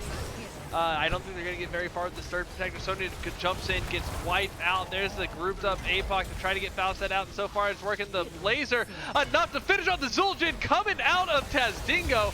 That was calculated down to the half second. Great pickup for Falstad. Aesop at 80 health, gonna fall to the minigun from the Protector. Diablo losing his souls though to the Valera. There's a joke there, I'm sure. And the Protector marching in, gonna try to get this keep. I don't think it gets it though. I think this is going to be the end of this Protector. Diablo going in deep into the back line, gonna get knocked back by the Protector, by the Power Glove as well. And that's just a bad position to be in, surrounded by 4, but Brightwing to the rescue. Pay your healer, buy her a drink. Hot dang, and a revealed Valera from the phase shift. Gonna go on up to the mid. Look at all those Murder-tears. Oh, little baby Murder-tears. That is like the cutest thing. I don't know how I feel about the baby XP globes. Is it, as I showed nothing in the lane, I thought they were headed up here. Like, is it good? Because, you know, maybe you go get a camp and you still get XP if the camp takes too long. A nice ice wall gonna catch 2. Is there gonna be follow-up? The late blizzard again. Diablo's gonna charge out, but gonna catch 3 in the stun and follow from the Valera on to the Diablo to save the May. And there's the hammer of justice from the Uther. And what's happening? Yeah, nope, no one's gonna die. No one's gonna die. So these little baby globes, like, you go to a cave, you come back, you get some of the XP instead of none. But also, like, when you see it, it's like, oh man, I missed a lot of XP. Or is it just rewarding bad, behavior? It's like, it's okay, I don't need to soak the lane, I'll still get the XP in a little bit. I don't know. What do you guys think?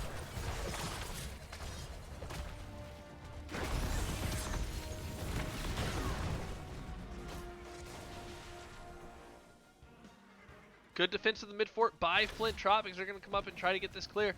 All teams, both teams are still all teams. Level 20, we get elusiveness. Yeah, the Amani Resilience, the Taz Dingo heal.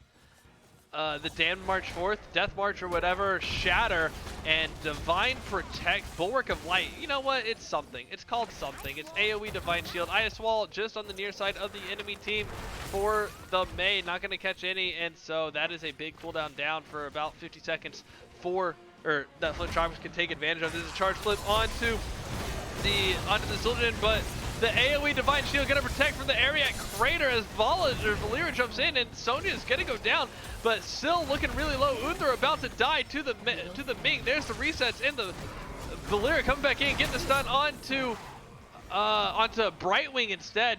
Diablo does go down, and that's a 3-for-1 in favor of DeepFriedMingBalls, and Valera getting out ahead of the retreating Li Ming and Brightwing, and that's gonna be a dead Li Ming. 4-for-1. So yeah, those were the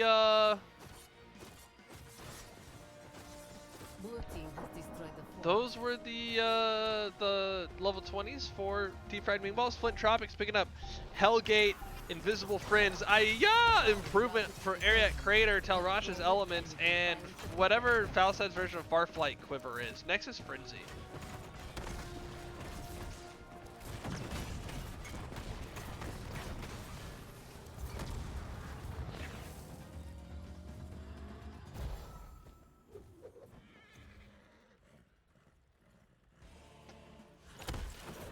Now waiting for everybody else to get back up.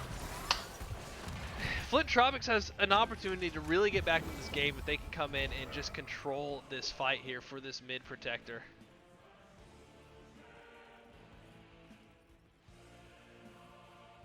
And Mosley, that's kind of what I'm thinking, is mainly it rewards bad behavior, but at the same time, I think a visual indicator of losing XP might help people start soaking.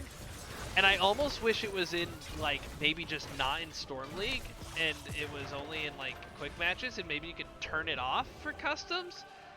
Almost like a training wheel type of a mechanic, but I imagine that'd be harder to program. There is the Martin's Black King through the middle there at Crater onto the Uther. Sonya going to go down, though. And Taz Dingo out onto Zul'jin with the Divine Shield, so that's going to overlap just a little bit. Diablo's going to go down as well, about 10 seconds behind the Sonya. And that's going... What just happened? My game sounds like dipped out for a second. So, 2-for-0 in favor of DeepFriedMingBalls on that fight. They're going to get the Protector. This 4th Protector should probably be able to end the game, but Li Ming in this orb build going to put out a lot of damage from afar onto this Protector and might be able to fend it off. But the Pegasus mount is mount Skinergy, so it's okay. There is the Bird Laser. And this core going down fast. Draven needs to put out a lot of damage onto this protector in order to stop the bleeding, but no. Game number 3 goes over to DeepFriedMingBalls. And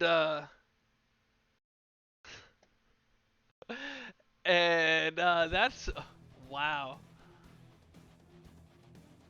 What an intense match. This match is crazy.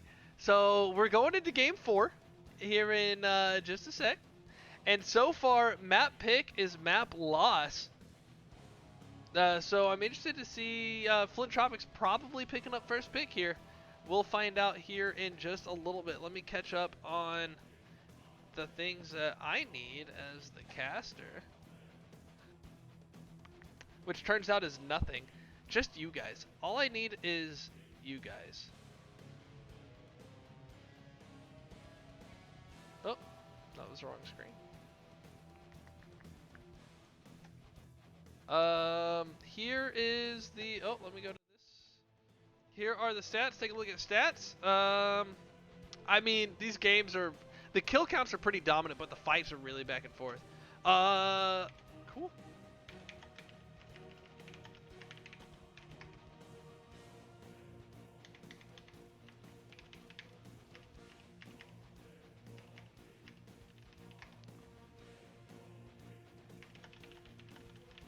Yes, this is a best of 5, so we are going into game number 4. And while that's getting set up, let me tell you about some things that we have on the screen. Let me go over to the talents. If you see anything interesting still that we haven't talked about, let me know.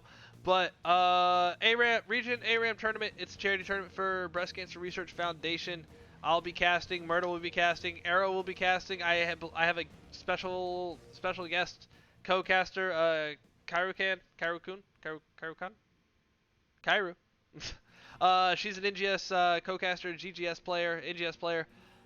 She'll be joining for the ARAM tournament. It is a charity tournament for BCRF, the Breast Cancer Research Foundation. So while your subs and your donos and your bits go to the caster here on this Nexus Gaming Series channel, which that caster is me tonight. Turns out, who knew?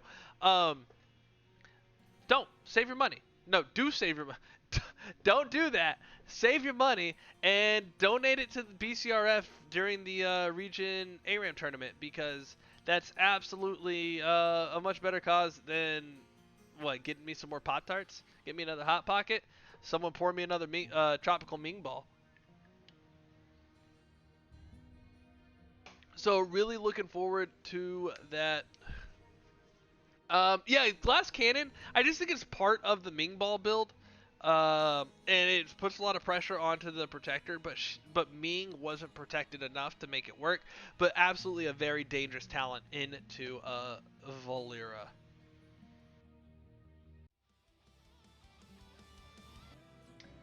Also, what's my name? I'm Taco. I knew that. No. So if you are enjoying the casting, instead of subbing, instead of bits, instead of a donation, go give me a follow. Twitch.tv/eltaquito. There's my Twitter on the screen. I do a lot of casting. I play a variety of other games. Just kind of depends on what I'm doing. And I'm about to start a workout series on Saturday. A workout series. I don't know if series is the right word. I don't know about you guys, but I've been struggling with my physical health and my mental health. I just haven't been taking care of myself. I'm looking over at where I can see stuff in the chat instead of the camera, so I'm sorry. I haven't been taking care of myself the way I want to, and it's really hard for me to get motivated to go to the gym, to go for a run, to get up out of my chair and stop playing video games. And I really like streaming. So what I'm going to start doing is, I think every Saturday, most Saturdays, I'm going to do a home workout stream. Something easy to follow along with. It might be an intense workout. Should usually be able to flex to the intensity that you want.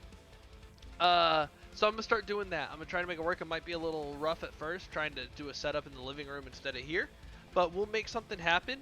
So give me a follow to know when I'm doing that stuff. And we'll check it out.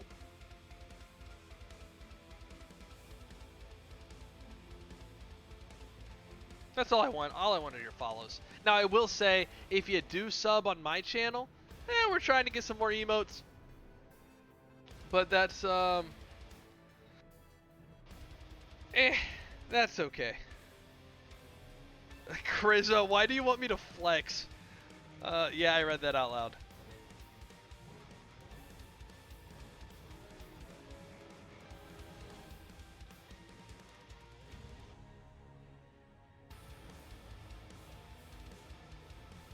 Hang on, I'm asking, Sweet, I have the best wife.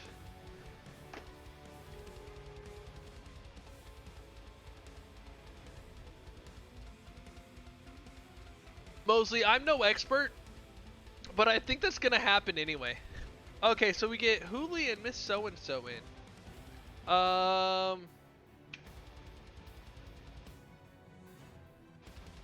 like that MingBalls is putting in all of their players in this final match. It's Miss So-and-so coming in for Syl, Elixir. I get so Carecrow not coming in for Hooli this time. It looks like game number 4 coming up. I should probably show you the map, huh? Do y'all want to see what map this is? I'll give you a hint. Flint Tropics took first pick. And so, words. How do I talk? DFNB has the map pick. Weird how that works, right? And they pick Towers of Comebacks. So let's get that onto the screen.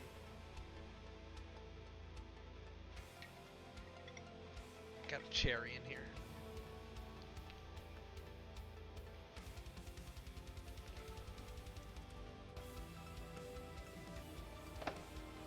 Which means naturally I get juice on my finger.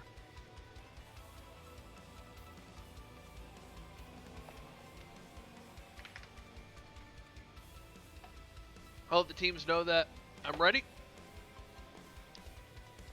Reminder before we get in, as I count down to the draft, Pumpkin Bourbon Candle is the candle of the night, along with the deep fried Ming Ball drink recipe on the screen. Substitute for alcohol, you can use a blue Kool-Aid and Sprite to get the tropical Ming Ball to commemorate both of our teams, Flint Tropics and Deep Fried Ming Balls.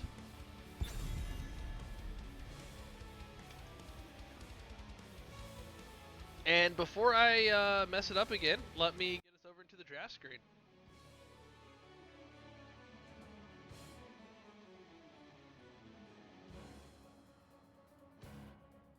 Puppy! Look at you sleeping. Are you sleepy boy? Are you sleepy boy? I wish I could show you all that better.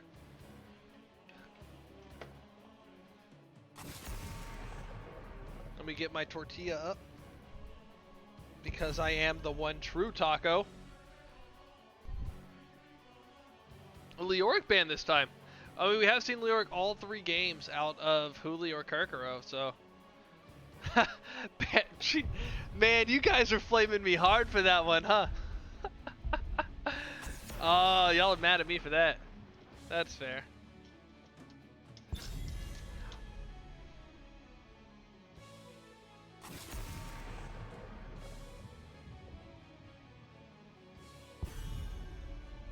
My wife said she would be right here, but oh, I bet she's using a different new glass for me, so she doesn't have to come get this one.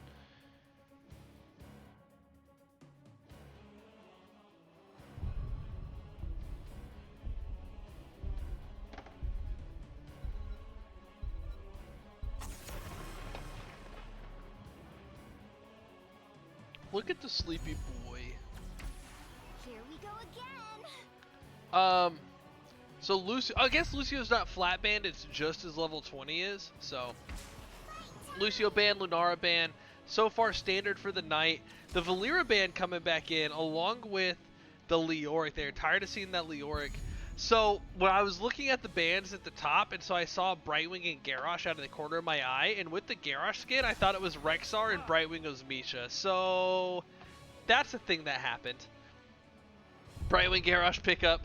Chromie, Falstad, Mal'Ganis pickup. We get the Mal'Ganis again out of Car Rascals. I'm really excited to see some Mal'Ganis play. He's a tank that I really... Oh, pardon me. He's a tank that I really, really enjoy, but he's so hard to play into things like Brightwing and Garrosh. So I wonder how this will work out.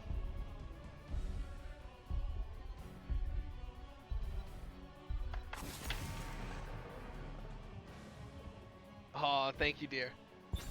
Yes, wife is making the drinks because she's amazing, including a fresh ice ball. We got a set of spherical. That you what? Oh, yeah, she also made the graphic for the recipe that's on the other screens. And she put a lot of work into it because she's amazing. But yeah, we got these spherical ice sphere trays that are really interesting. And so I'm enjoying that as well. Gazlo ban makes sense. Sonya ban makes sense. Sonya been played a lot by Flint Tropics too.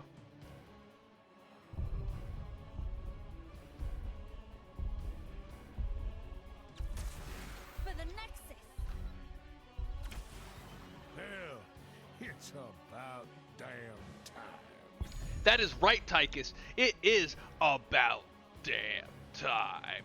So we get Orphea, we get Tychus.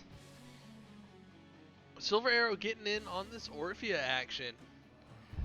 Chromie, Falstad, Mal'Ganis. The Chromie Mal'Ganis was working out really well before, so I think that lends itself to Flint Tropics draft here. The Orphea and Tychus, I don't know. A lot of people really like Tychus just in general, and he is a strong hero, but I don't know. Maybe it's just I'm not good at him, but I find Tychus to be pretty underwhelming. And even when playing like Diablo or something, it's just like, I mean, but I could just kill him instead.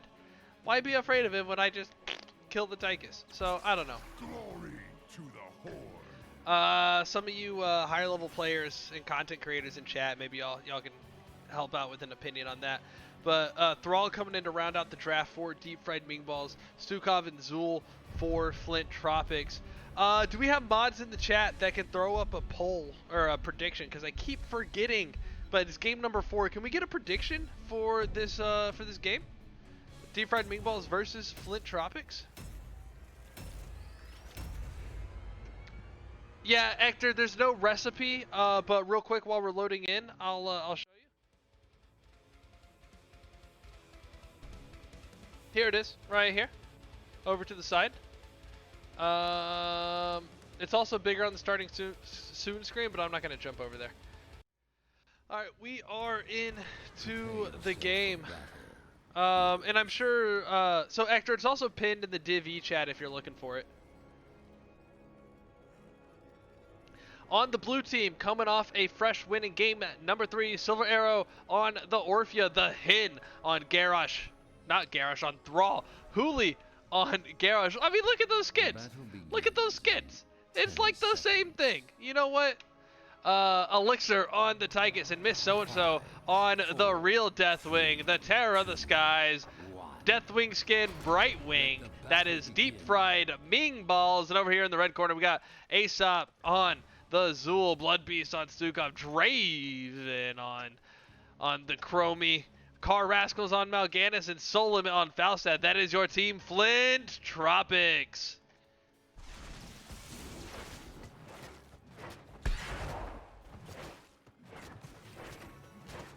Nice early start in the bot lane. I like this. I like this tactic from Flint Tropics here.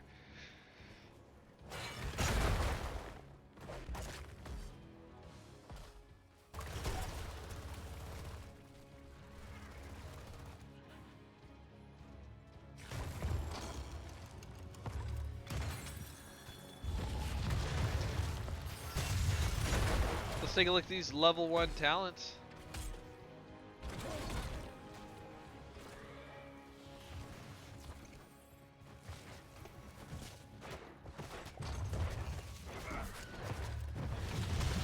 While we're doing that, I'm just gonna bind this spot on the map. Wait, what?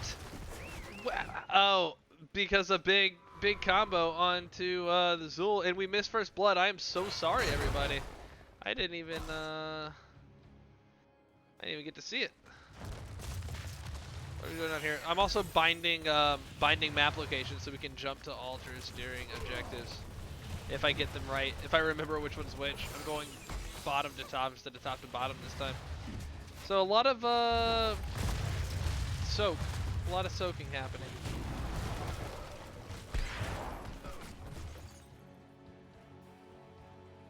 All right, let's get this bound real quick. Cool, it works. Ooh, Polly onto the Draven, the Chromie, but Disruption coming out to stop any follow-up. And Chromie's gonna walk out and start raining down sand from the skies. Here comes the foul side coming in with Swiftwing. Phase shift out onto Garage as the Indomitable comes out. I also, you know, unpopular opinion, I don't like that talent on Garage. I mean, it's much better now that medallions are gone. Or maybe it was even better with medallions, I don't know. It might have been really good with medallions because an extra 5-minute cooldown. Unstoppable, but it's, I don't know.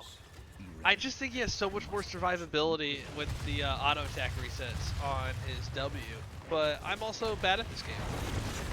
There's a nice throw onto Malganis. He's going to try to sleep his way to victory, but the Poly is going to catch him out. And Tychus coming in with the finishing blow on Malganis. That is going to be another kill onto... Oh, Hector, my dude. The Raven Lord demands it. Fire the towers and destroy the Raven Lord. Ha! As feeble as your word. Was that thunder on the stream or outside? My dog's been playing in the storms.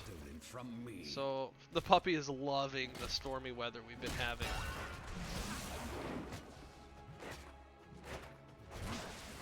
So first objective phase happened. Sorry that we missed it. It seemed pretty well uncontested.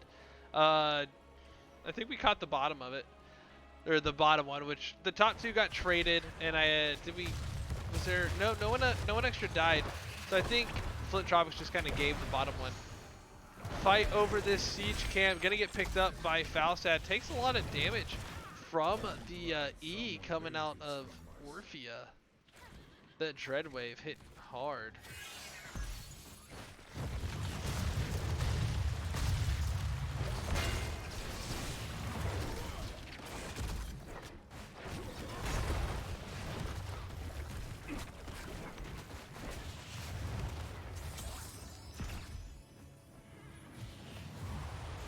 The thunder is indeed outside.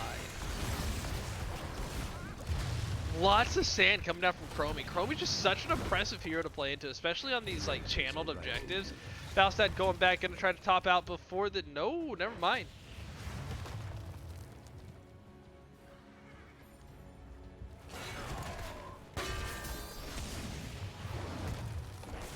Hooli looking in trouble. Nope, is gonna be okay. Gets caught by the Falstad lightning rod, but doesn't quite go down.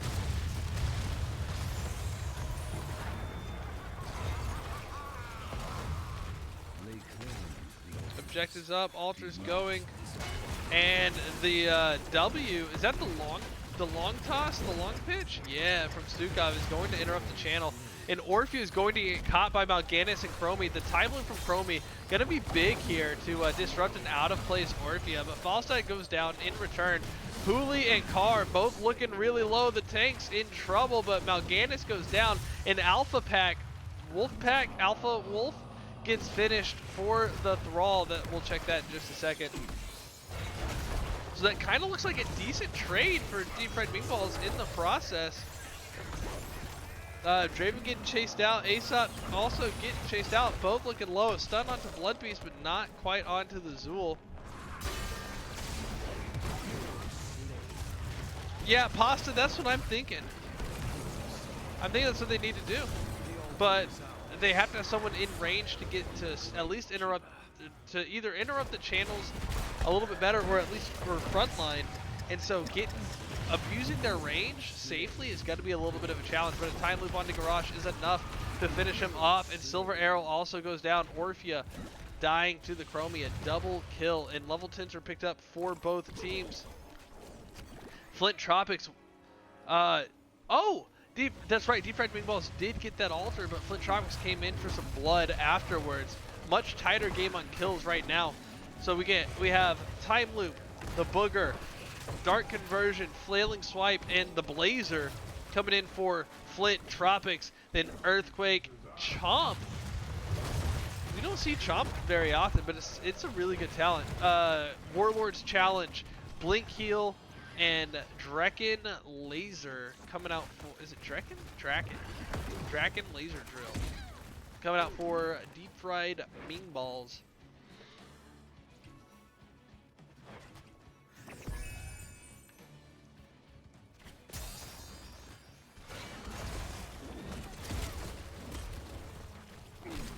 Once more, rise from the depths. Alright, so 2 top altars are going to pop. I imagine the offlaners will just trade for them, but I wouldn't be surprised to see a fight over the left one from Flint Tropics. So we'll see. That's 2 out of the 3 possibilities. If I name them all, then I can't be wrong, right?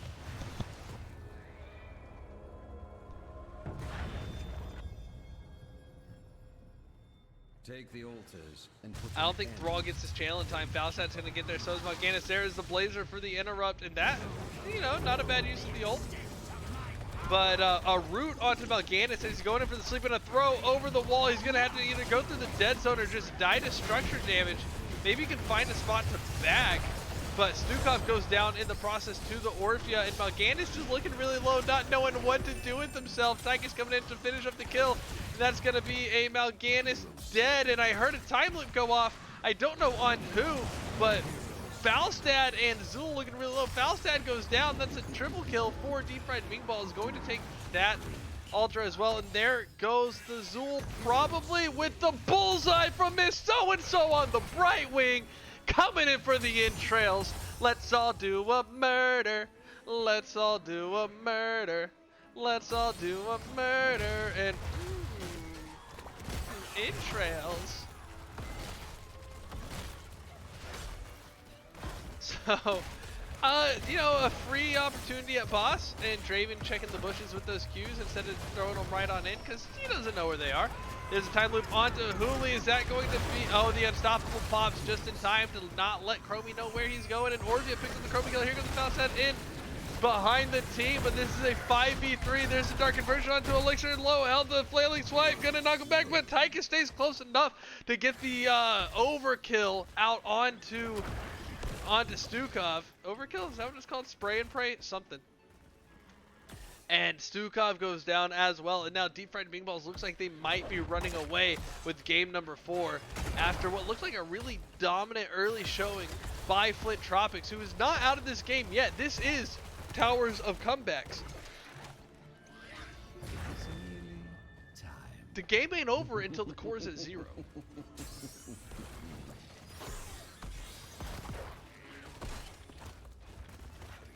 Like it.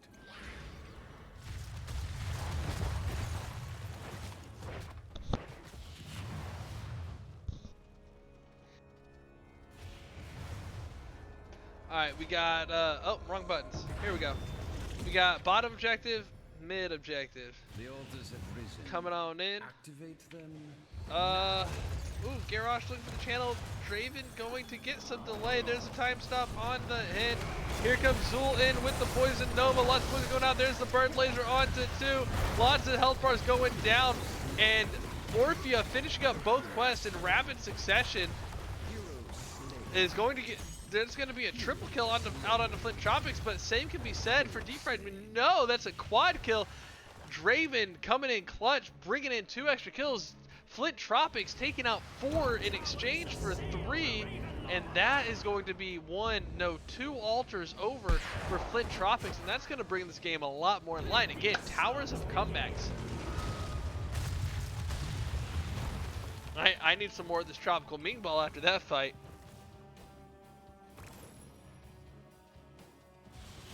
What's a Tropical Ming Ball, you ask? Well, thanks to my good friend Hector, I can tell you.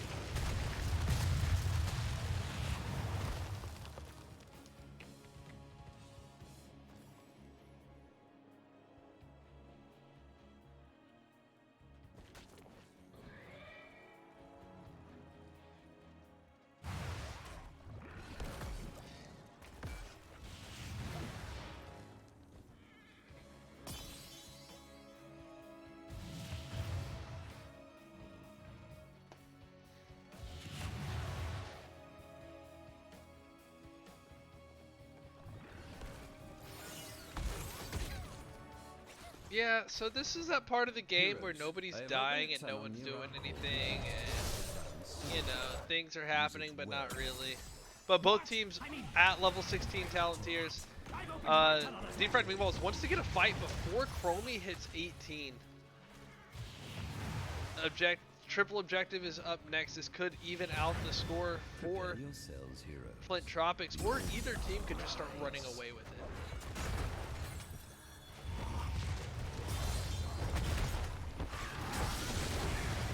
The Bird Laser goes out, only catches one, but Zool goes down, but so does the Brightwing.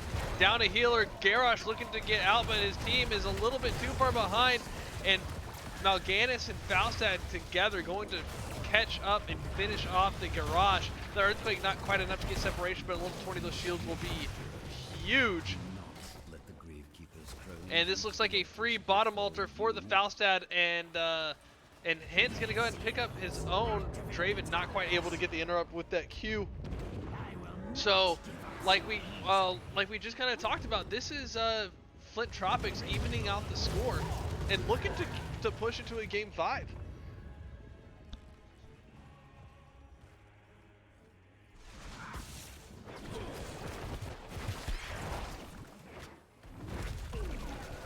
Oh, Iggy, thanks for the reminder. I need to, I'll give a, oh wait, no, Vel's been doing it. Vel, would you mind dropping those links again?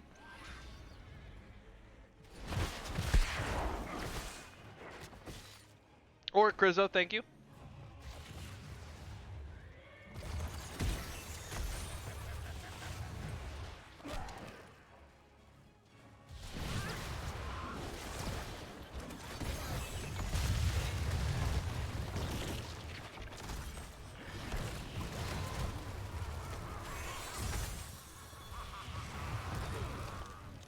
All right, boss has respawned. The Grizzo bot.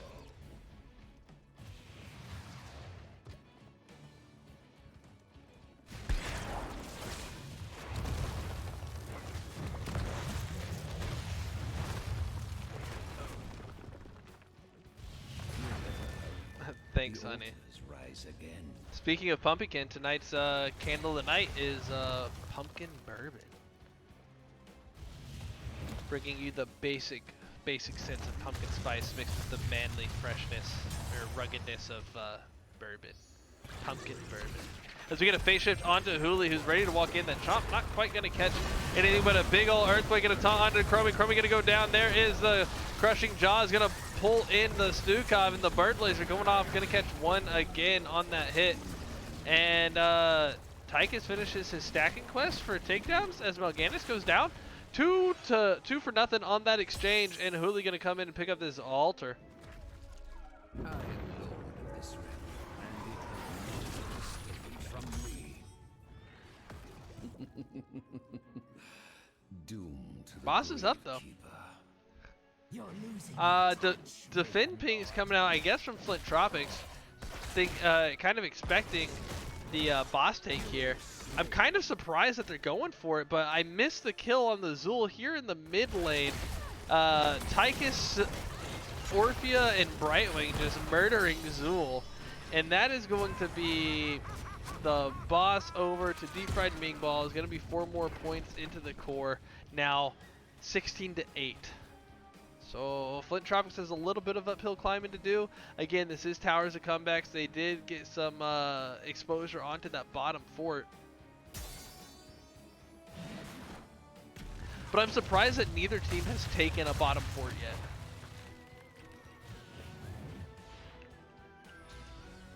Chromie trying to get some delay on that bottom siege. Now you could have used your imagination for envisioning how that siege died as we were looking at Chromie in that mid fort.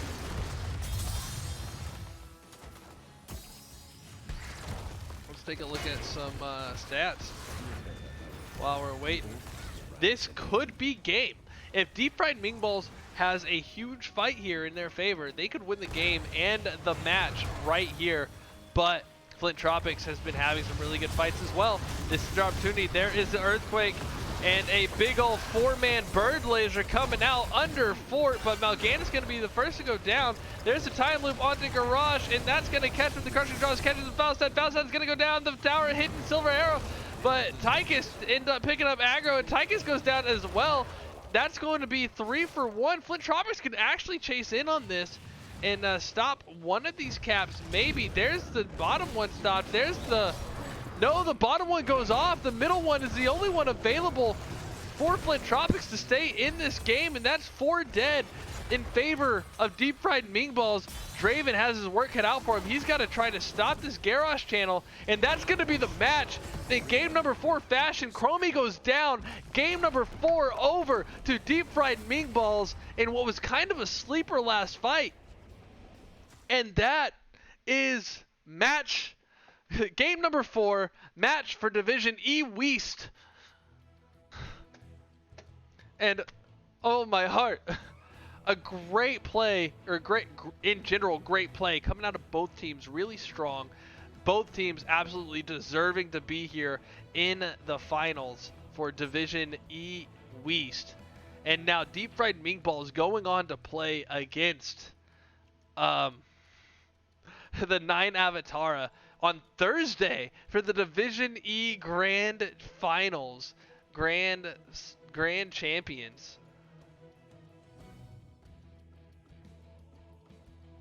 Let me hop into a lobby for some DeepFriedMingBalls to come into the chat. What a game number 4. Not gonna lie, I like game 5s. I really like game 5s. And I kind of wish we had a game 5. But that was played so well by both teams. DeepFriedMingBalls, absolute congratulations. Let's see if I can find someone to join. Like the pupper. Hey pupper. You can't even tell that that's a puppy right there. It just looks, I don't know what it looks like. There's the stats. Here's the talents. I'll leave talents up for a little bit while I grab a web review.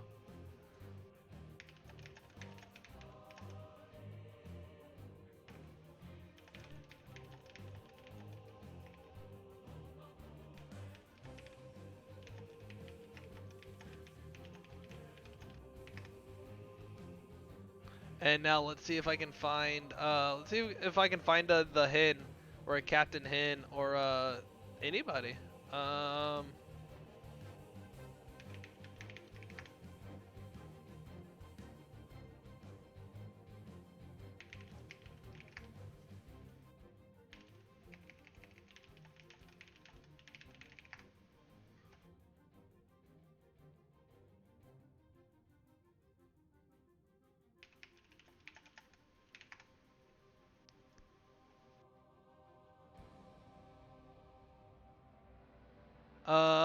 Let's see.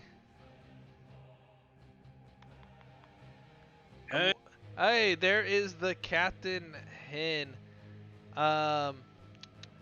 Hey, how's that batch feeling? Woof. Yeah, that was intense, man. That was a big couple of games. Yeah, well, 4 even. Great match. Really fun to watch. Really fun to see. Hey, did you get my other message on Discord when I was asking you about a web review? Okay, I see it now. I see your response. So really great showing in general from both teams. I thought before we get on to lauding your praises, Flint Tropics played amazingly well. I thought they had a really good showing. They really gave you a run for it. And while the kill count here 23-11, the kill count for the other 3 games was drastically in favor of the winning team. All of those fights were so back and forth, and I feel like everybody was on edge anytime there was a fight. So how did the gameplay feel overall? Well, look, we knew this was going to be a really tough fight going in. Flint Tropics have some really great players on their team, and yeah, you know, it kind of, for me, it felt like the first match we ever played. I remember the first NGS game we played, we were going in feeling pretty tense and didn't know how we were going to do, and I think the same sort of thing. I could feel the tension in the team in between the games. You know, I think we were all quietly confident in our own abilities, but also equally quite nervous about what they were going to throw at us. Yeah, it seemed like with the bans, I mean, y'all had each other's numbers. They were disrupting combos and favorites and whatever, or not whatever, and like just it looked like almost like if you had a plan for a map, probably. I mean, I don't know what either team's plans were, but it looked like they were disrupting plans left and right. But you and them into each other. Before we go forward though, chat, I am super excited to announce the man, the myth, the legend. We do have leader of his own fan club. That sounds narcissistic. He's not. But the almighty, the powerful Silver Arrow. Hey man, how's it going? You butter me up too much, Taco. Hen's the real lifeblood of our team here. Well, it's easy to butter anyone that's on a roll. That was terrible. I like the Taco. So, Silver, I'm sure you know you have a fan club that likes to follow you around and spam chats, and they were definitely out in numbers tonight, and it was really good to see a lot of positivity and motivation for both teams in the chat. So yeah, both of y'all, let's go through the match real quick. Game 1 was forever ago, Altric Pass. It seems like whoever, or for the first 3 games, whoever chose the map lost. So tell us about this Altric Pass plan, if you even remember. Silver, do you want to take first game and I'll take second? Yeah, so we've watched Flint Tropics play a lot, and we know that they have an amazing chromie. So going into the game, there are a couple of maps we didn't want to play the comp on, but we wanted to run a Uther chromie Ana and just first pick the chromie. So our whole game plan was just take chromie and see what Draven will do on his DPS, and he picked Tychus, which we were expecting. So we're like, okay, this is a good matchup for us. We got the picks we wanted. We got, I don't know if they were expecting Ana, because I don't think we run Ana in NGS. I know we practiced it a lot. So we were really comfortable. We got the team we wanted. We got a good map. They kind of picked the team we were hoping for. Although the Sonya and the Lunara gave us a lot of trouble. But we felt really confident. We had the game plan of when to take camps. They kind of surprised us. They took their camp really early and then just went to channel the objective really early instead of doing the double camp setup. So I think they got some good value on that, but I think we're quick enough to react. So I think we were able to get a good team fight there on them. But that was, I'm sorry, your question was what the team comp was. So we did have that plan going in for the team comp of pretty much double healer, double bruiser. So I felt pretty good about that. Yeah, no, it looked like it worked out, because it was more of an Uther main tank, right? Yeah, I know Uther just got some nerfs, so we're a little hesitant to play him, but I think Elixir did a great job on it. Yeah, it looked really great. It looked like maybe the nerf caught him a little bit off guard with the armor reduction on self, but it was still played really well. Got the stuns where he needed them, got those divine shields out. It just, there were some times that maybe it was like, oh, maybe I didn't realize how dangerous this was, and that's not a slight on him. He was just nerfed today.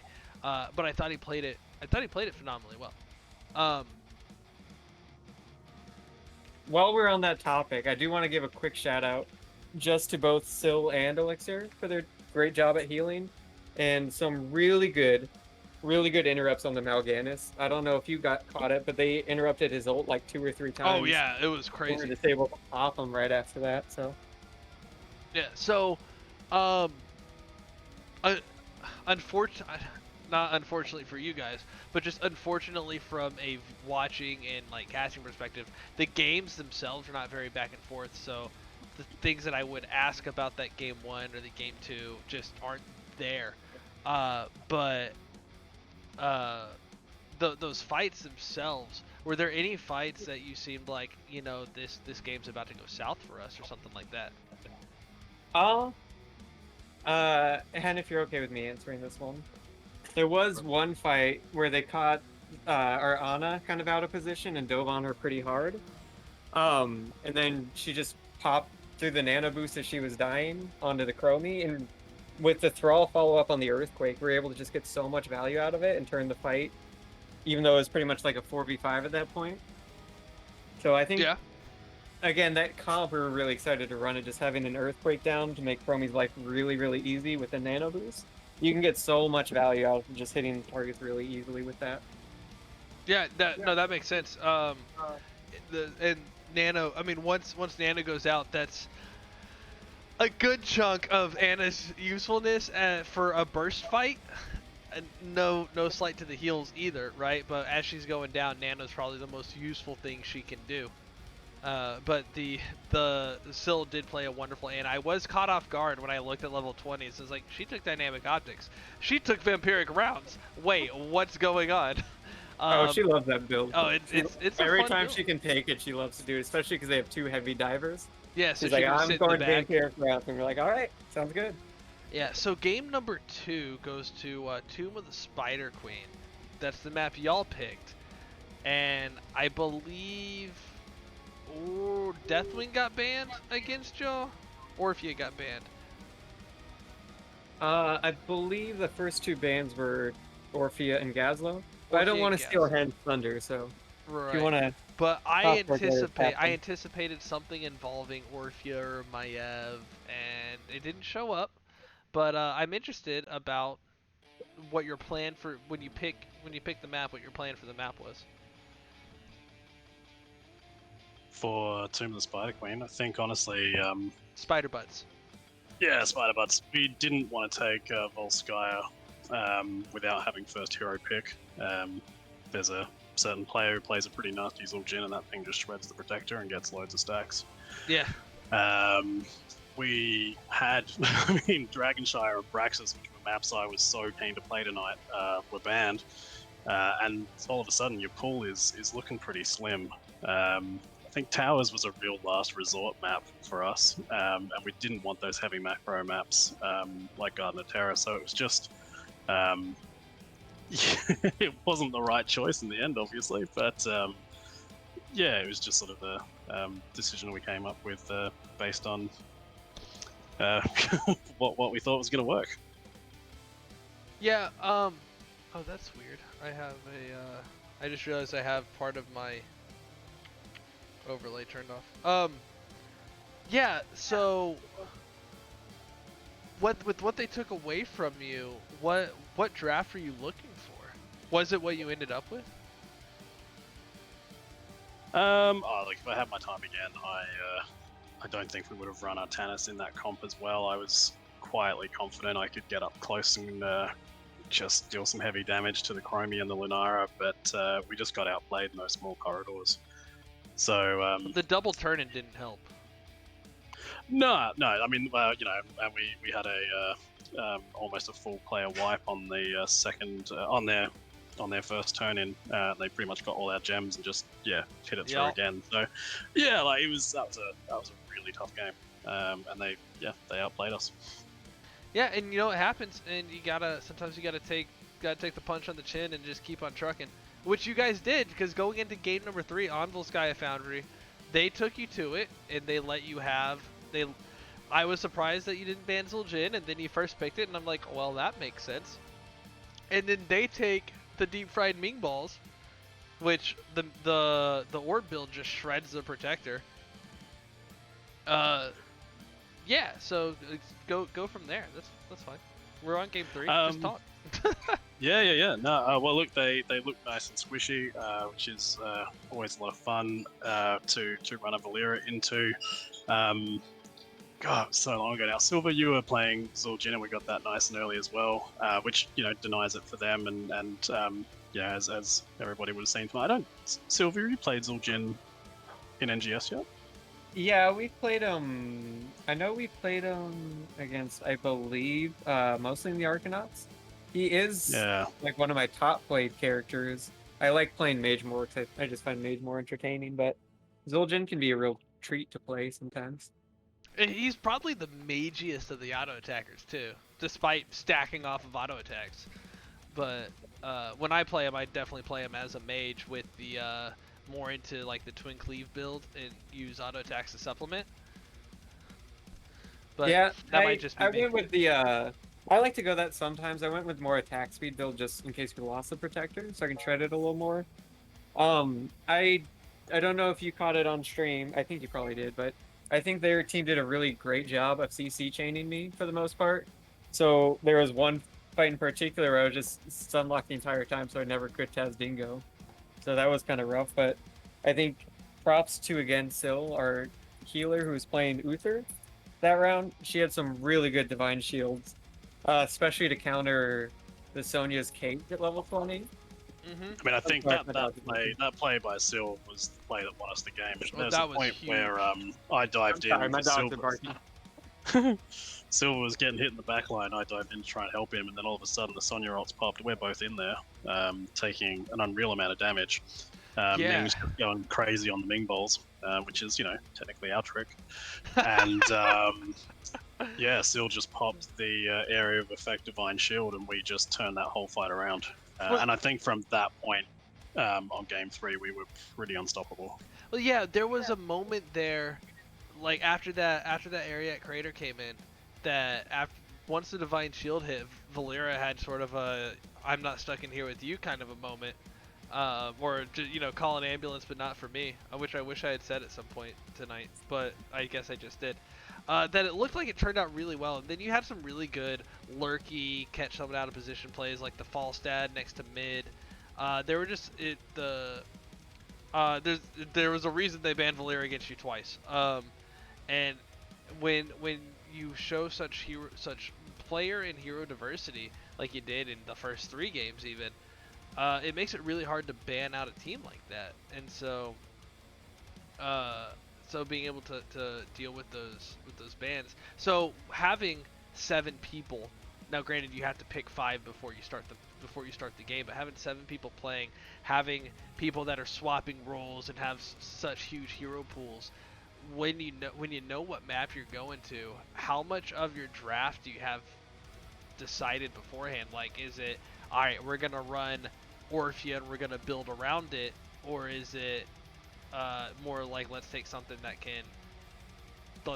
generic and respond to what they're doing? Like, before we get to game 4, like how are you drafting for that stuff? We always go in with a plan. Sometimes we can be responsive and change that plan midway through, and that is what happened in game 4. But honestly, we always have a combo in mind going into any game. So it'll be centered around something like, we're going to run Ming and Valera, we're going to run Anna and Chromie. There'll be a plan and a strategy behind that. We've got, I think, 3 out of our 4 players that flex very well between probably 4 roles. We've got a really strong, dedicated DPS player with Silver. One of the best out there. And so I've heard. Yeah, right. And then our 2 offlaners who can flex into other roles but really shine. You got Kirk and Hooli, who just every game we play they just dominate the XP. So we can build pretty strong comps around that, and with all of our players having at least 5 or 6 characters up their sleeve, it does let us flex. And I think that's been one of the key strengths of DeepFriedMingBalls. Apart from the talent of our players, has been the flexibility as well.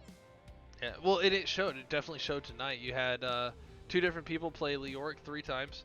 You had Uther show up a couple times. You had different people healing. It was great. So going into game 4, talk to me about game 4. What a match. Towers and comebacks. Yeah, and I think, and Sylvia, you probably agree with me, I think that felt like the closest game by far. Because like you said right at the start, Taco, whoever picked the map seemed to just be winning. Losing. Whoever picked the map was losing. Sorry, losing it. First victorious. The other one, the bad one. The opposite thing of what I just said. Yeah. You're almost there, but different. Almost there. Yeah. It's my partner just made me a DeepFriedMingBalls cocktail. It's clearly already gone to my head. It's a tropical Ming ball because it's inclusive. Oh, I see.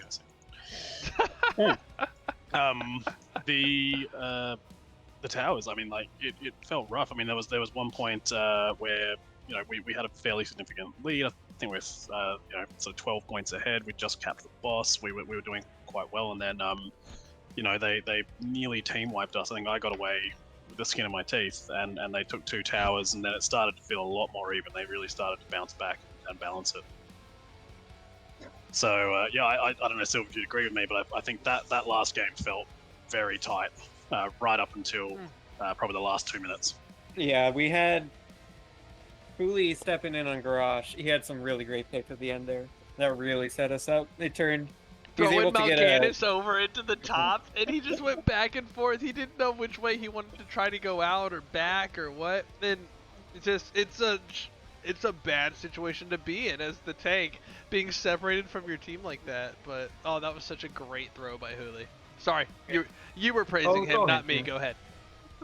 Yeah, he had, especially that near the end, the pick on Stukov. He just kind of deep committed into throwing the poor guy, and that turns it into a 4v5 with 2 towers coming up, and we only needed, I think, 2 at that point.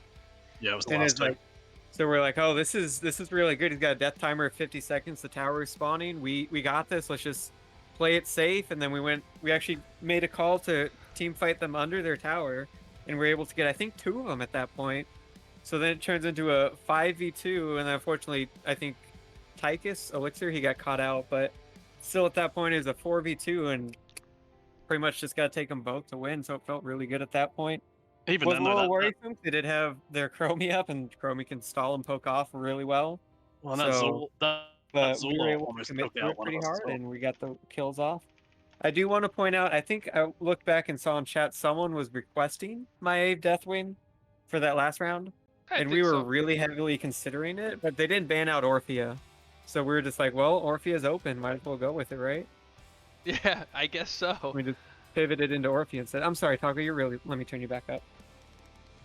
You can Go turn ahead. me up anytime, Silver. Well, you were saying something, though, before I cut you off. Oh, I was I'm just sorry. agreeing. Yeah, people wanted to see it, and why not take the Orphea when you're really good at it? That's all. I was just agreeing with you. Active listening. Oh, okay. But yeah, we got a comp we were pretty comfortable with. We originally were planning the Maiev Deathwing, but when Orphea was up, we're just like, let's go with it. And Tychus, Garage, Orphea is a really strong blow-up comp. Whoever gets thrown has a really low chance of surviving, so... Yeah, it worked out really well. So coming up soon, I think Thursday, time undecided, Isaac, who I think is still in the chat, will be casting your match against the 9 Avatara for the Div E Grand Finals. 9 Avatara, good group of guys that came over from a game called Myth that they've been playing for like 2 decades or something together. And I think their name is even an homage to the game Myth. So, Han, I think you're going to have to come up with the mythical Ming Ball for Thursday. Okay, so I've got time, a couple of days to come up with another cocktail. I'm sure I can. And I won't be casting, so I don't have to drink them. No, I'm kidding. I don't have to drink too many of them, I should say. I don't have to worry about getting the ingredients.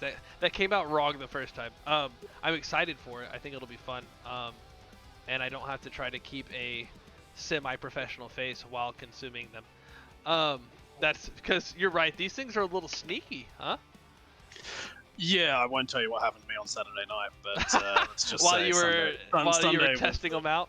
I was feeling my age on Sunday. Oh, yeah, so I mean, speaking for the whole of DeepFriedMingBalls, you know, we scrimmed with 9 Avatar, I think, on 3 occasions. They are really fun to play with. They're good dudes. I think they're all dudes. Sorry if that sounded sexist. I think they're all blokes on that team, though. I believe they are... that's gender neutral for a group. So, and also it's the internet.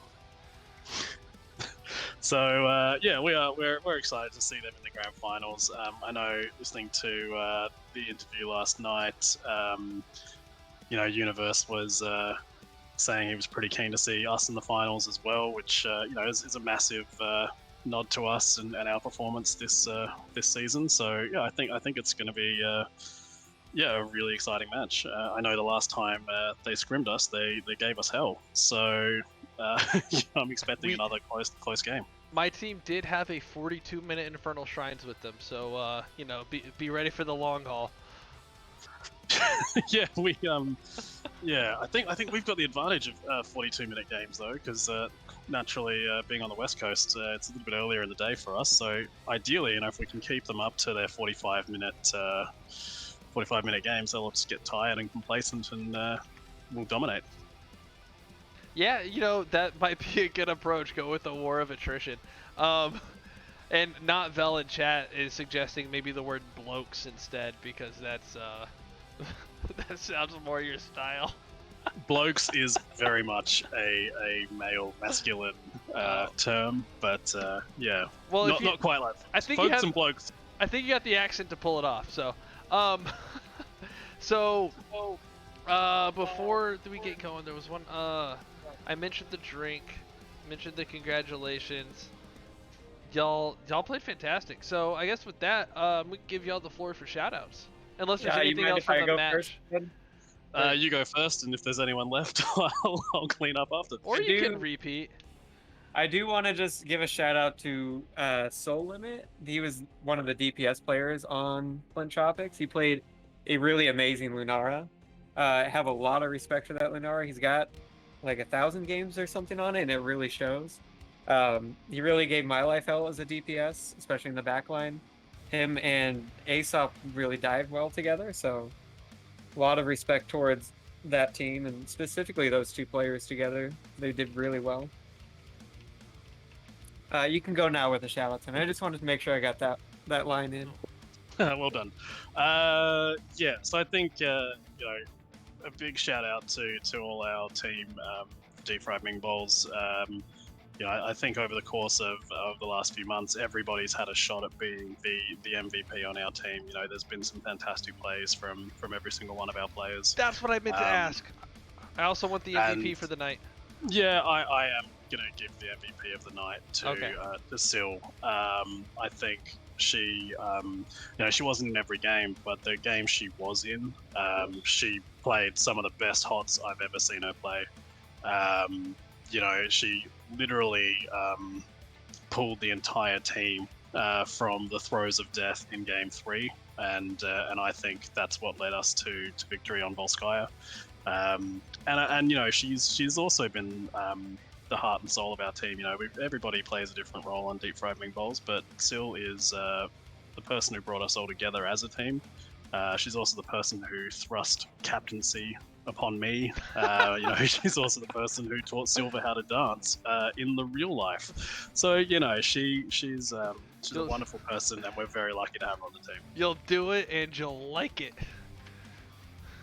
So I guess with that said, guys, great season for all of us, and well done. But a huge thank you to all the Div E West teams that we played against this season. It was a delight to play with all of you. I know, and without sort of favouring some over the other, Bullmoose Party, Woodley Express have been great to play a lot of friendly matches with your team, Taco as well. The sister teams in the East Coast have been amazing to scrim with and play with, and I think a lot of our friends have made. A lot of our team have made really good friends with a lot of other teams out there at NGS. So we were just talking today before the match. How cool it's been to sort of jump in on some games with you guys and some of the others. 10-player ARAMs and all that sort of junk. That's just fun to play. So and NGS has been a really inclusive, really fun, really I think well-run organization. So. I guess I should give a shout out to Gloku as well, who has been the person who's had to field all the questions from me as a first-time captain, going, "Hey, what am I doing? I don't understand." That's what they're there for. I think, and probably finally from me, a really big shout out to you, Taco, because you've picked up our games that haven't been cast. You've shown our team a lot of love and a lot of support. I know. There's a bond that will last through the ages between you and Silver Arrow. Now you guys are BFFs for life. Whoa, my lord! Whoa. But I think a big thank you to the whole Division E NGS community. You're all awesome. Thank you. I know that we're definitely gonna miss you in Div E, so good luck with wherever you end up next season. You guys can just come up to whatever division we end in. You got it. Yeah, our team's working on something right now. We're gonna get stuff figured out, and we're gonna come in. Maybe we can beat more than your Cho'Gall in the future. I think that's the only game that we've beaten y'all on our own, like where we didn't have one of your players. So, I think Cho'Gall has a lot of fear out there. I know. I think it's Wood League always like it's insta ban Cho'Gall before we. Well, I won't tell anyone how we beat it, but it became glaringly obvious. No offense, Hooli. He's not gonna like that. Oh well, I'll deal with it in 30 seconds when it gets to stream.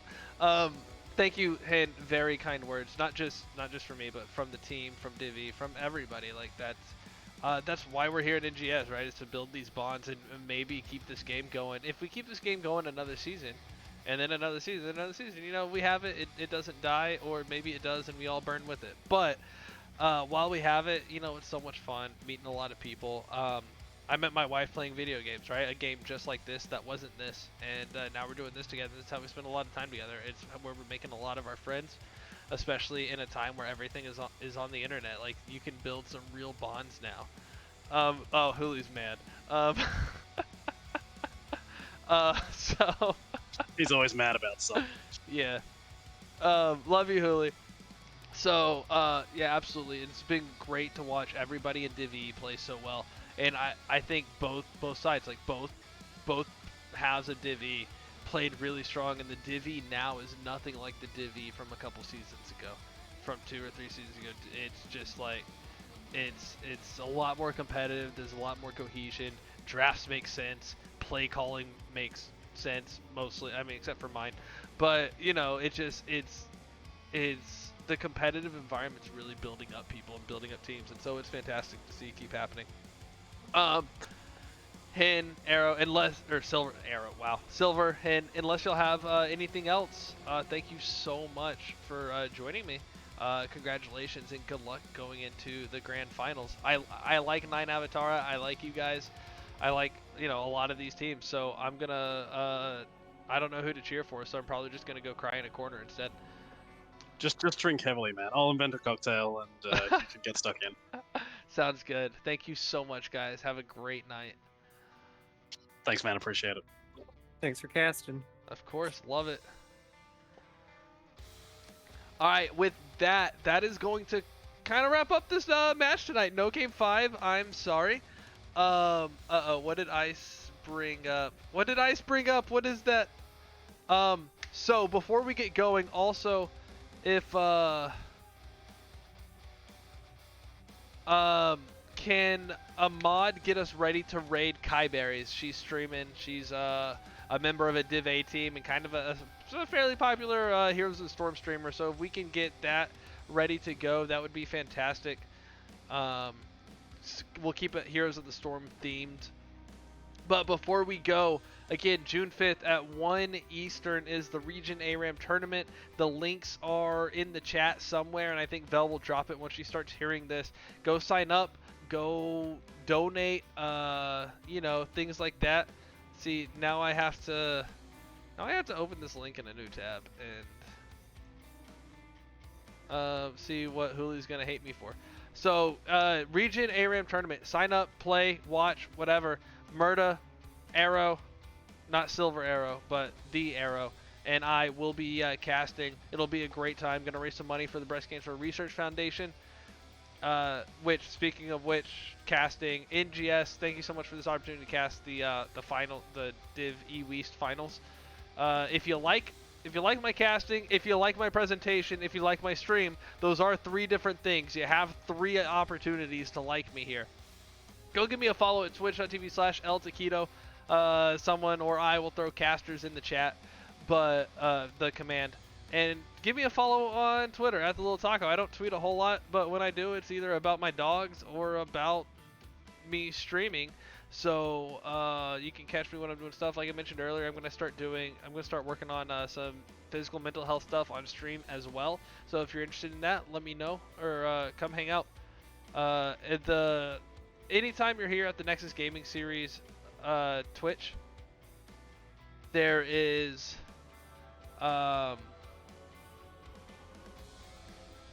what am I saying? Anytime you're here at the Nexus Gaming Series Twitch, any donos, any bits, any subs, they all go to the caster. And honestly, I want participation in this ARAM tournament. So instead of giving me anything, go to the ARAM tournament, donate to the Tiltify, and yeah, hang out there. Just give me a follow on my stream, and we'll have a good time.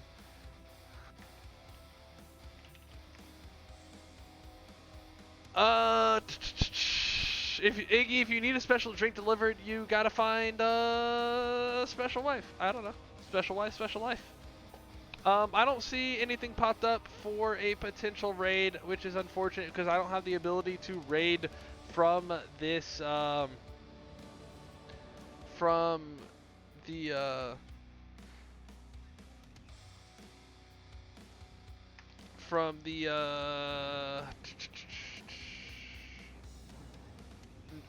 NGS channel. So here's two different Twitches.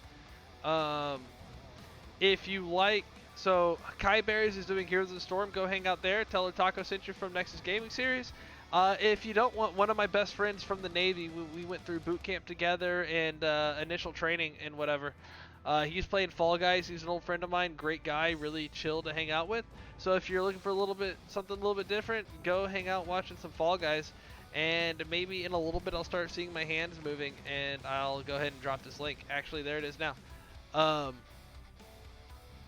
Those are the two streams that I recommend going to check out, because we are finishing up here, and I think that is the end of Nexus Gaming Series for the night. Looking forward to the finals on Thursday. And again, thank you so much for hanging out with me tonight. It is late. I had to get up for work in 5.5 hours. So, good night, everybody.